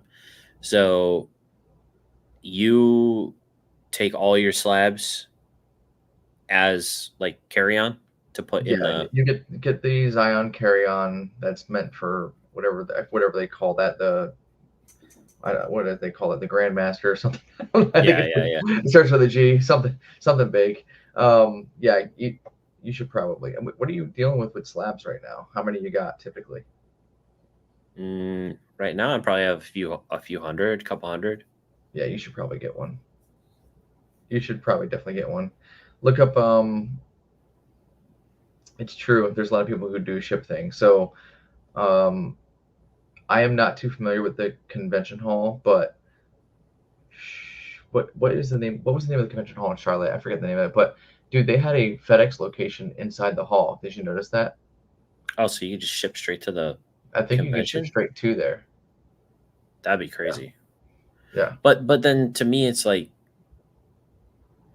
is there really a big difference between shipping all your stuff and just even checking it? I mean, I guess if you check it, then there's the potential that it gets lost. But like, It can get lost in the mail too. yeah, it could get lost in the mail. It can get damaged in the mail. It could get damaged in the plane. I have a UPS package that Dan shipped on the 8th of this month, and it might arrive tomorrow. I mean, crap happens, Yeah. I mean, that's ridiculous to take a week and a half, but it's because of the hurricane. So stuff just happens, man. I mean, you can never really account for it. That's why you keep the slabs on you, because that's per capita should be the most expensive thing you have, unless you're packing a whole bunch of base set booster boxes in your carry-on luggage, which or your checked bags, which probably isn't smart. But that's why, like, if you have one large checked bag, it's not a big deal. And especially also, you got to know the hacks. Like, I have an American Airlines credit card. I think it costs me $99 a year, but I get a free checked bag with every single time I fly. Yeah. So it's like it pays for itself. Yeah. I'll have to think about that. I have looked at the I think it's called the Goliath. That's what it is. I knew it started with a G. Yeah. I have looked at that because it's supposed to be good for. I'm assuming it just fits right above there, like it's the right size and everything to fit in the. Yeah, it's meant like it's perfectly sized for a carry-on. Gotcha. Dude, they just redesigned it too. The new one's sick. I'm a little jealous. Yeah, I think I'm just cheap. I think it's like $400 or whatever. So I'm like, Well, but I'll probably end it. Find yourself a coupon online. I wonder if the one I have still works. I'll go to the Zion case right now. By the way, Zion, if you're watching, because I know you watch Java's lives. Yes. What happened with the cases, Zion? The new cases that they have? Thankfully, I haven't needed to use them yet, but they don't seem great. They're like oil pans, dude. Yeah. They're like, I was trying to figure out what the design was based off of. It looks just like a Granger product that they may have just gone in with, like Granger with it. It looks like an oil pan that they put like a cover on. It's kind of weird. Ugh. The I'm other trying to ones find- are so, I don't know. For those, every time you need to get into them, is it just like the other ones? You just lift the plastic thing? You just lift the plastic piece up? Yeah. They have like the acrylic top. That's I think it stays angled. No, but it isn't like a it doesn't have like a hinge where you constantly hinge and lock. I'm looking at it right now because I was on. Let's see. It just like lays into the like. Yeah, it either lays flat, so it lays flat all the time, or it has the two triangles that hold it up, Oh, okay. which is terrible. I don't know why anybody uses it like that. Um, Hmm. Actually, I ended up finding a good spot to purchase like the old style Zion case online. So if you need the link, let me know. I don't know if you need any cases or not, but No, I'm still using my crappy ones for now, a but big fan. Yeah, Benji, I saw that. I'm trying to see though if those things always go out of stock though. It's kind of crazy. I don't know how they spats for what. I should have maybe for the cases that you were mentioning. Are you going to be there to set up tomorrow, or are you going to set up Saturday morning? Oh, Shogun Showcase. Yeah, okay. I know who this is. I'm going to be there to set up maybe a little bit tomorrow, but probably mostly Saturday morning. By the way, if you need a Goliath in the future, the 10% off discount code that I've used still works to this day. Oh, I nice. got it off of I'll just pop it in this chat so your lucky viewers can get it. There you go, guys. 10%. This isn't mine. I stole this from was it Pokemon Marketplace Facebook? Mm. I've been giving this out. I don't know. I don't know if she's still endorsed by Zion, but the code still works. Yeah. Okay. Yeah. Interesting. And let me grab the eBay link. You said right now it's sold out. Benji was saying it out of stock. Yeah. But these are they're actually available right now. These are my favorite trading card cases, and it's basically old style Zion, but they're all black. I just threw the link. Oh, the Goliath is only 300. I was looking at probably the older one, the slab case titanium. This one has wheels and everything. I wonder if this one fits for the titanium cases. That's the new one, I think, bro. They just developed a new one. Slab case titanium 5 or whatever. That Goliath is the older one. Benji's right. But they're both sold out. But you can get because they have the new one, and I don't know if they plan on replacing the Goliath completely. But I mean, what is it like? $260 for a Goliath after the coupon? It's worth it. Yeah, that's not bad. Yeah. It's for what I mean. It holds probably 200 250 slabs. It's really worth it. Okay. Walrus, I'm not that rich. Okay. Jeez. So Java. Yeah. The new car, man. The new car. Yeah. Congratulations. Thank you. It's been very fun. I'm not used to having a car that I like to drive. Yeah. So I've been making excuses to run errands a lot this week. What year was your old Corolla again? 2009. I think I had the same year Corolla as you. I mean, it was good until it wasn't. It's fine. It was fine. solid. Yeah. It's one of those things. It's fine, right? It's walk up to your friends and be like, "Hey, want to get?" It is what it is.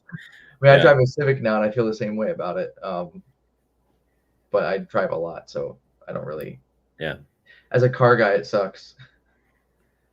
Yeah, I'm not huge. I'm not a huge car guy or anything, which is probably why it took me 13 years to upgrade my other car. It's You should more of be like a proud, point man. A, point B type of thing. But I've been really enjoying driving this one because it's got It's a bad. Trust me. Like, Pokeshop, what are you talking about? Sunglasses. sunglasses But for the car for oh driving, maybe. yeah, I bought way too many cars. Oh yeah. Yeah, way too many. It's a good thing. Now, this is only my third car. 30, 32, 3 cars. You're a lucky man. My brother's been through way more cars. Yeah, you're Um, lucky. but I know I think Spat asked earlier, but what's the secret, Ray? You have exploded on whatnot out the gate. Is that what Um, he asked? I think somebody asked that. To Ray's what's the secret to whatnot? Um, Yeah, this Spat. What's the whatnot secret? what secret do you want specifically, though, Spats? Well, I mean you just started I mean what feels like fairly recently, It's but about a month and a half. Yeah. yeah, and in a month and a half you soared past what 4K followers? Yeah, we're at like 4.5. Yeah. That's pretty impressive for Oh, only thank you. a month and a half. Yeah. Dude, I don't know. For one, I'm just being me. Like when I get a chance to stream, like my brother is the main streamer. Um, full disclosure, he lost his job, Hmm. and it was like, hey, dude, want to try this thing? And he doesn't know anything. Some of you guys already know this story, but he doesn't know like anything about the TCG really of Pokemon. He knows cards. Like he grew up. I mean, I grew up playing Pokemon, the game card game with him, as well as Magic and stuff. So he knows like card games. He's a big nerd, like any of us. But he doesn't know Pokemon like you and I know Pokemon. You know what I'm saying? Like Hmm. back of your mind, you can look at a card and be like, "Hey, that one's probably about $10," and then you look it up on eBay and it might be $11.99. You're like, "Yeah, I nailed it, right?" Yeah, yeah. He doesn't know that kind of backhand knowledge, and it's like crucial um, in our environment, and especially on whatnot when someone can take advantage of you really quickly, and people have taken advantage of them. It's kind of funny, but with him and hiring him, I wanted someone that didn't have a preconceived bias about like what he was doing, and most importantly, uh, in some cases, not really knowing like what like dude he was selling first edition last night, just commons and uncommons, but it was from Team Rocket, Jungle, some Neo first that were really clean, like they were pack fresh first edition cards, and he started running them, and he's kind of almost had. It's really funny. I'm kind of outing my brother here when I say this, but he almost had like this joyless air about the way he was. Oh, we got this first edition card. I message him in the private Discord that we have, and I'm like, bro, like you're running cards that come from $600 packs that are near mint fresh. Like, be a little bit more excited. Like, do you understand what you're running right now? Like, you don't get just to like see this all the time. Like, have a little bit more pop and circumstance. Yeah. But it's for him. So the funny thing in it was he just didn't know like at all, which is the funniest thing. And then once I like actually explained it to him, he was like, "Oh wait a second!" Like it clicked for him. Like, wait a second, I'm actually looking at something a little bit more cool and vintage here that I Yeah. realized. Anyhow, getting into it, he lost his job, so he's able to run a lot. So secret number one, you gotta be consistent, and you gotta run a lot. It's just what you have to do. Secret number two is just be super competitive in your pricing, especially at first. People, sorry, Walrus. Some the pricing's highly competitive on there, especially with who you're going against. There's some very big boys on there selling all the time, and they're absolutely murdering. You can't compete with how much volume they're doing, so Mhm. you're gonna lose. Do I sound different right now? No, I don't think so. I feel like I lost. My Bluetooth's been acting up. I apologize. No, you're good. 1 second. What about now? Does it sound better? I don't know if yeah. I actually can hear you again in my AirPods. It went. My AirPods went away for a second. So weird. you in terms of like, just to be totally blunt, like I really didn't make much of anything in the first month and whatnot, and I'm paying him. You're essentially, I think I said it in one of my YouTube videos, like I'm buying followers because I'm giving people great deals. Mm-hmm.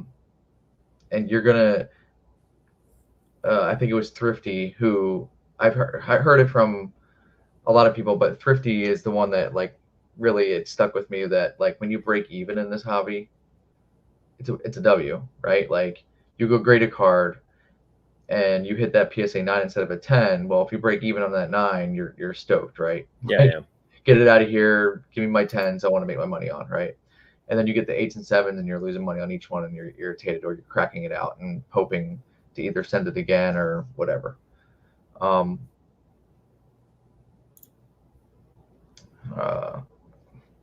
third thing would be just like, I don't know, just be yourself. I did not watch like any Whatnot streams prior to doing it. Yeah. I didn't want to. I wanted to approach every show with being myself, as well as selling myself, because that's really what it is, right? Like when you're selling something, dude, like there's 10,000 Charizard V's from Starbirth, right? The only difference that is the person who's selling it, and a PSN, I should say. So, I don't know. I didn't really want to emulate anyone else's show. So if it is emulating it, it's completely not on purpose, and I don't think I'm doing anything special or whimsical. Anyhow, I'm just on there being excited because I am legitimately excited when I'm doing it, because I enjoy doing the stream. So it's just a lot of fun for me to do it. Yeah, that's awesome. Yeah, you've been killing it. I had the only experience I ever had with Whatnot is when Brilliant Stars came out. I bought a case of Brilliant Stars. I ripped it for people. Basically made my money back. Like Cool. I wasn't, I didn't necessarily lose. I ran everything at like 99 cents. And then, we pulled like a $3 alternate art Charizard, stuff like that, which is super fun, I guess, when that happens. I'm like, damn it, I could open that for myself, but it's super fun when someone pays $3 and hits, a $100 card or whatever it was at the time. Yeah, man, it's awesome. But then the next weekend, I was like, oh, I'll do that again. That was fun. Bought another case of Brilliant Stars. And I was like, well, I broke even last time. So I'm going to start my packs at $3 a piece. But then everyone came in and was like, these were 99 cents last time. Why are they $3 a piece now? And then nobody bought anything for like half an hour. And then I was like, all right, I'm done. I'm not doing this shit. Yeah. But hey, when it's a crap feeling when that happens, and it's happened on our show where it's happened to me. You might run a half hour and you feel like you're borderline begging, hey, does someone want to open up this 151 box? Does someone want to open up this Shiny Treasure EX box? And it sucks. So you hope you can cut over to something else, whether I have a slab that can motivate someone to buy, or just start a conversation. Like it, going into like a show and just being like you said, I'm going to do this one thing. It could be a recipe for disaster when that one thing doesn't work out, because you're just like, oh, yeah, I got nothing else here to run. And hey, you know what? You're not going to run your ponchos on there, right? So like that ain't happening. Did Ray look down on anyone that has a listing for longer than a minute? Does Ray look down on anyone that has a? What are you talking about, Walrus? Isn't that Retro who flips stuff like insanely fast? I don't think I'm a big time flipper by any stretch, if that's what you're referring to. Are most of your listings a minute or less? For longer, has a listing for longer than a minute. I'm sorry, what was the question, Java? Oh, I was just wondering if your listings on when you're doing whatnot, if any of them are longer than a minute or not. I think that might be Oh, what when he's you referring want to. an auction? Yeah. He said no Um, because you sell so fast now. I do that like if I have to like run to the bathroom or if I need a drink, just run like a hey, here's a shiny treasure EX box, cheap $40 box. Have at it for a minute, right? Yeah. I'll come back and it will have sold for like $35 or something like that, which is fine. Like it's okay. Um, but yeah, typically if you need a break. Okay. Why Question for Ray. I buy any of the booster boxes and buy it now and have them open on stream? You can. Why can't you, Benji? Doesn't it say ripped or shipped in the description, sir? Read the description, Benji. Yeah. So I work a 40-hour job right now. And the past month and a half is like, especially for the first 3 weeks, it took me, I was watching every one of Dan's streams, like in the back end, and he would be ripping, well, then buy something and we'll rip it. I'll fix it, Benji. Sorry. I should fix that though. Thank you for letting me know. Because you work for Nick. Do it yourself, Walrus. You have the ability now. What was the last question you had, Java? I don't think I had a question. So is Ray going to outpay? Oh, I can't outpay anyone right now. there's no way. Yeah. But anyhow, oh, I know what I was saying.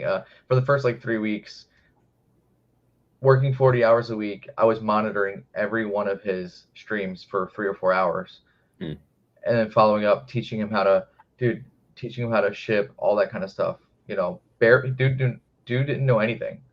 I was pretty, and I'm pretty exhausted. Yeah. Yeah, that'd be a lot. I know a lot of people are like signing on to like you got Beerski, it's gonna be helping you out. Chef and Thrifty are helping Weedle out, and Walrus is now working for Nick, and who knows who else is gonna get picked up on these different teams and stuff. But streaming is a lot of work. Like even I think about like if someone did ask like, hey, would you want to stream a few nights a week? I don't even know if I'd want to because of how much work on top of like the full-time job it would actually be. The fun part actually is the streaming. Like I'm sure, I mean, dude, we were around each other the whole weekend. Like we could probably sit there and just talk Pokemon, like, and go into any deep subject at any time, whether it's Japanese, vintage, whatever it is. It doesn't matter. That that's what we love to do, and that's basically what you're doing for streaming for 3 or 4 hours, right? But The then work you gotta ship all of it when you pack 150 orders in a Yeah. matter of 4 or 5. That's the work. Yeah. And getting really efficient at that. That's where it comes in. That to me, the streaming part it's no work at all. Or being a damn chef. That's work. Being in a kitchen. Maybe I'll stream and then I'll pay someone minimum wage to ship for me.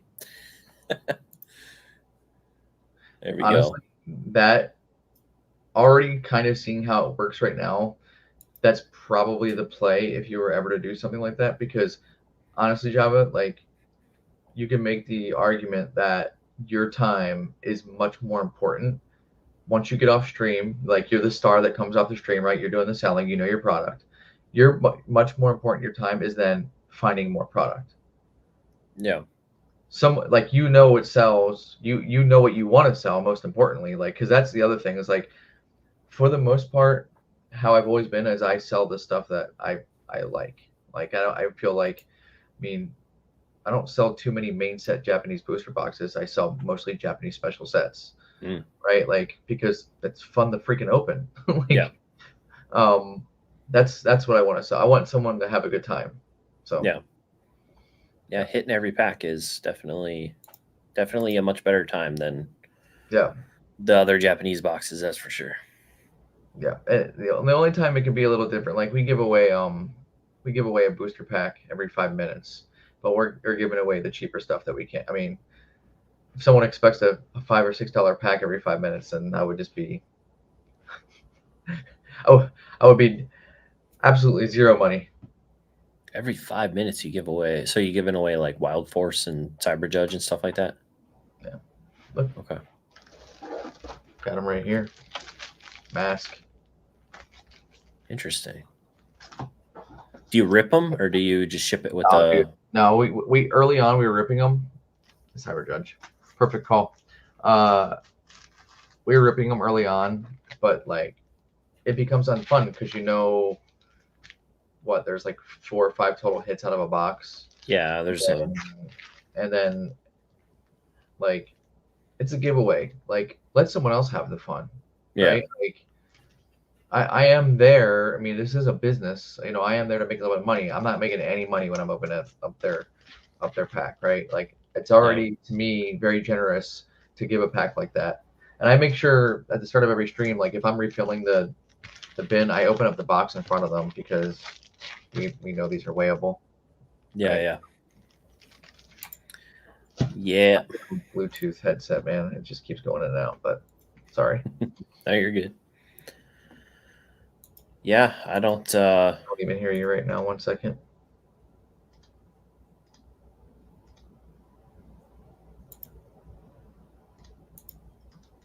I feel like such a boomer. Are you back now? Sorry, man. Nope. I don't know. My Bluetooth connection's ass. Can you hear me? Yeah, I can hear you. Yep. All right. I'm just going to go through my monitor.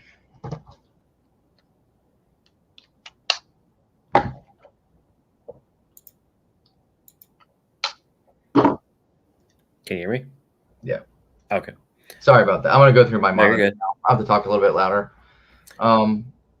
Gengar Zen is wondering how long does shipping take on a 4-hour stream? I would say, Gengar, like first think. So there's what? Oh my God. 12 free booster packs an hour, right? Every 5 minutes, roughly. There's, is that math right? 12 free booster packs. 5 minutes. 10, Yeah, 15, yeah. Yeah. So you would have 12, 24, 36, 48 shipments just of that. Of just free packs if you do nail this the every 5 minutes, which I'm pretty spot on with it. I'm constantly giving away. I want people to have fun. And then, I mean, usually I'm probably at like 160 to 170 orders in a 4-hour stream. You're probably going to be sitting there mailing stuff for at least 3 to 4 hours, if not more. So a 4-hour stream is really like 8 hours of work. 8 hours of work.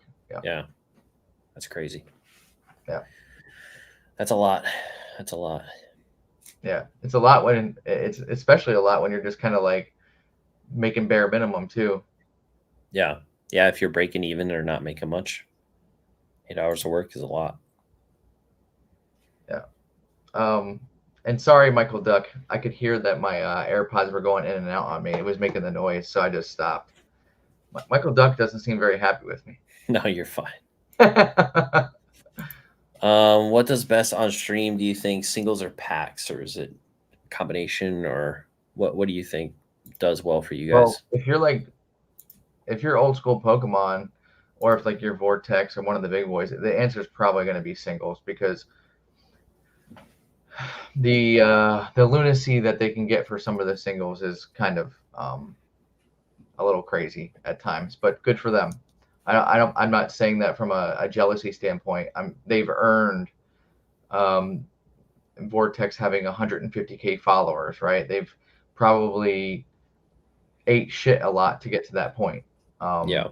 So singles for sure once you get big enough, but Japanese 151. I've opened a lot of it now just through streaming, and I don't think it's ever going to get old to me. One, the set is freaking incredible, but two, like it's almost like a streamer's dream of a set, because you got a Master Ball Chase, you got a secret rare chase that sometimes I've gotten quite a few boxes where there's 2 secret rares in the box, You have a God Pack chase too, right? and then you get a God Pack chase. Like, Yeah. there's so much stuff, and if you just break down the box into segments, like I sell 5 packs for $18, which I think is extremely freaking reasonable, especially if we hit a secret rare master ball right off the rip. Like, it averages out where, I mean, you know what market is, Java, for these boxes. I know you know what it is roughly at this point. If I'm making like $75 a box, I think that's extremely fair, and people can typically bid up if they know that there's a secret rare remaining in the box with like the last 5 packs or something. So yeah, I don't really do. There's not in my channel. There's never been like an extremely inflated. Holy shit! I can't believe he's selling it for this type of much type product. I just don't really do that. I tell people, like, I'll run this. I'll be like, these are worth $20-$25. Don't spend more than that. Here we go. Started at $1. Yeah. Like, I'm as transparent and straight up as I can be about it. Because if I can make a fair margin, then I'm just happy just opening it up. Yeah. Yeah, that's awesome. First shirtless stream, Java. What do you think about that? Well, me or you? Sure. Probably not for me for anytime soon, but oh, come on. Yeah, you never know. You never know. Hobby's yearning for it. I don't know about that. I feel like I had a question there. I feel like it's too late. I feel like my brain's not working. Sorry, man. I caught you so late. No, you're good. I probably will wrap it up here, though. I appreciate you hopping on, though, Ray. It was man. nice. Of course. Thank you for having me on. I appreciate it. Yeah, of course. You let me blabber for 30 minutes. Way to just cut me off. No, I like learning about. I mean, I don't really know anything about the streaming space, like, much at all. All I know is, like, very early on whatnot of, like, you know, all the issues and the problems and the scamming and all that stuff. I don't know what it's like right now nowadays, and so many people in our space are getting into it. So it's fun to hear about it, fun to learn, and you've been killing it. So I'll just say I want to speak to that really quick. When I started talking to my rep at Whatnot, one of the things that I had concerns about was exactly what you discussed, and I was very blunt and very open because, like I just said, I'm extremely transparent with what I'm buying and selling. Whatnot's definitely different now. Listen, there's pieces of crap on eBay, right? There's pieces of crap everywhere. I mean, it's gonna happen, dude. I got ripped off from Buy just a few weeks ago from ARs. Like, yeah, I'm sure you have to. It's gonna be everywhere. Unfortunately, it was really, really bad on Whatnot for a long time, and when it was one of the owners, right? Yeah. No, that's really, really bad. But I actually mentioned that to the rep when I was like, "Did you guys?" I basically said to him, "It's like, did you guys clear all that shit out?" It was words I said to him. I was like, I don't want to be on a platform where I could turn into that or be accused of being that. And there's a lot of policy and guidelines and all that kind of stuff now. It's pretty legit. That's good. I like that. Yeah. One last question. Do you know, apparently I would assume a fairly large Whatnot person, Nova TCG? I was just watching whoever was on. There was a girl on it tonight on Nova. But they're pretty damn large, yeah. Why? Yeah. They came around to the booth and bought a bunch of. They did like a buyout of my binders, and they hooked me up with the dude's number and was like, "If you're buying a bunch of stuff from Japan, you know, we're looking for this type of stuff, and you know, give us a ring, you know, if you have a bunch." So yeah, cool. Yeah. Did you see what Benji said? Yeah, I did. Yeah. Was it bulk in the listing too? Maybe. I bought a lot of 500 and only got 380 or 320 or something like that. You're lucky. And yeah, so, and of course they didn't do anything about it, even though I bought the insurance and the inspection, Doesn't matter. And their literal page says quantity of product is like covered under the inspection and like insurance thing. And it's like, well, but then in emails they were like, oh, well, only up until 25 items. It's like, well, maybe put that on your freaking webpage because that's So bullshit. I'm gonna one up you here, and it's gonna be a one up because I'm gonna teach you something, and it's something you should look out for. I bought a lot of 1,000 ARs, Mhm. and because it was bulk in the listing, buy doesn't cover any kind of inspection or anything like that, right? Yeah. I got sent a whole bunch of comments on uncommons. Oh, that's So lame. I legitimately got what are commons and uncommon Japanese cards? A No, quarter of a yeah. cent each. They're pretty much. You might as well just recycle them. Yeah. Seriously, they're worth nothing. Yeah, that was about $700 down the drain. Yeesh. Yeah, that's bad. And because it says bulk in the listing, Bai says they will do nothing. There's actually a specific policy that says as long as bulk is in the listing, they don't honor anything. Yeah. So just something for you to look out for. Yeah, and I assume most of the ones that have over 100 probably have bulk somewhere in the listing. But Yeah. By the way, the feedback, the person had over like 152 feedback. Like, yeah, it wasn't like a low list feedback type. Like, so apparently they scammed a lot of people. yeah.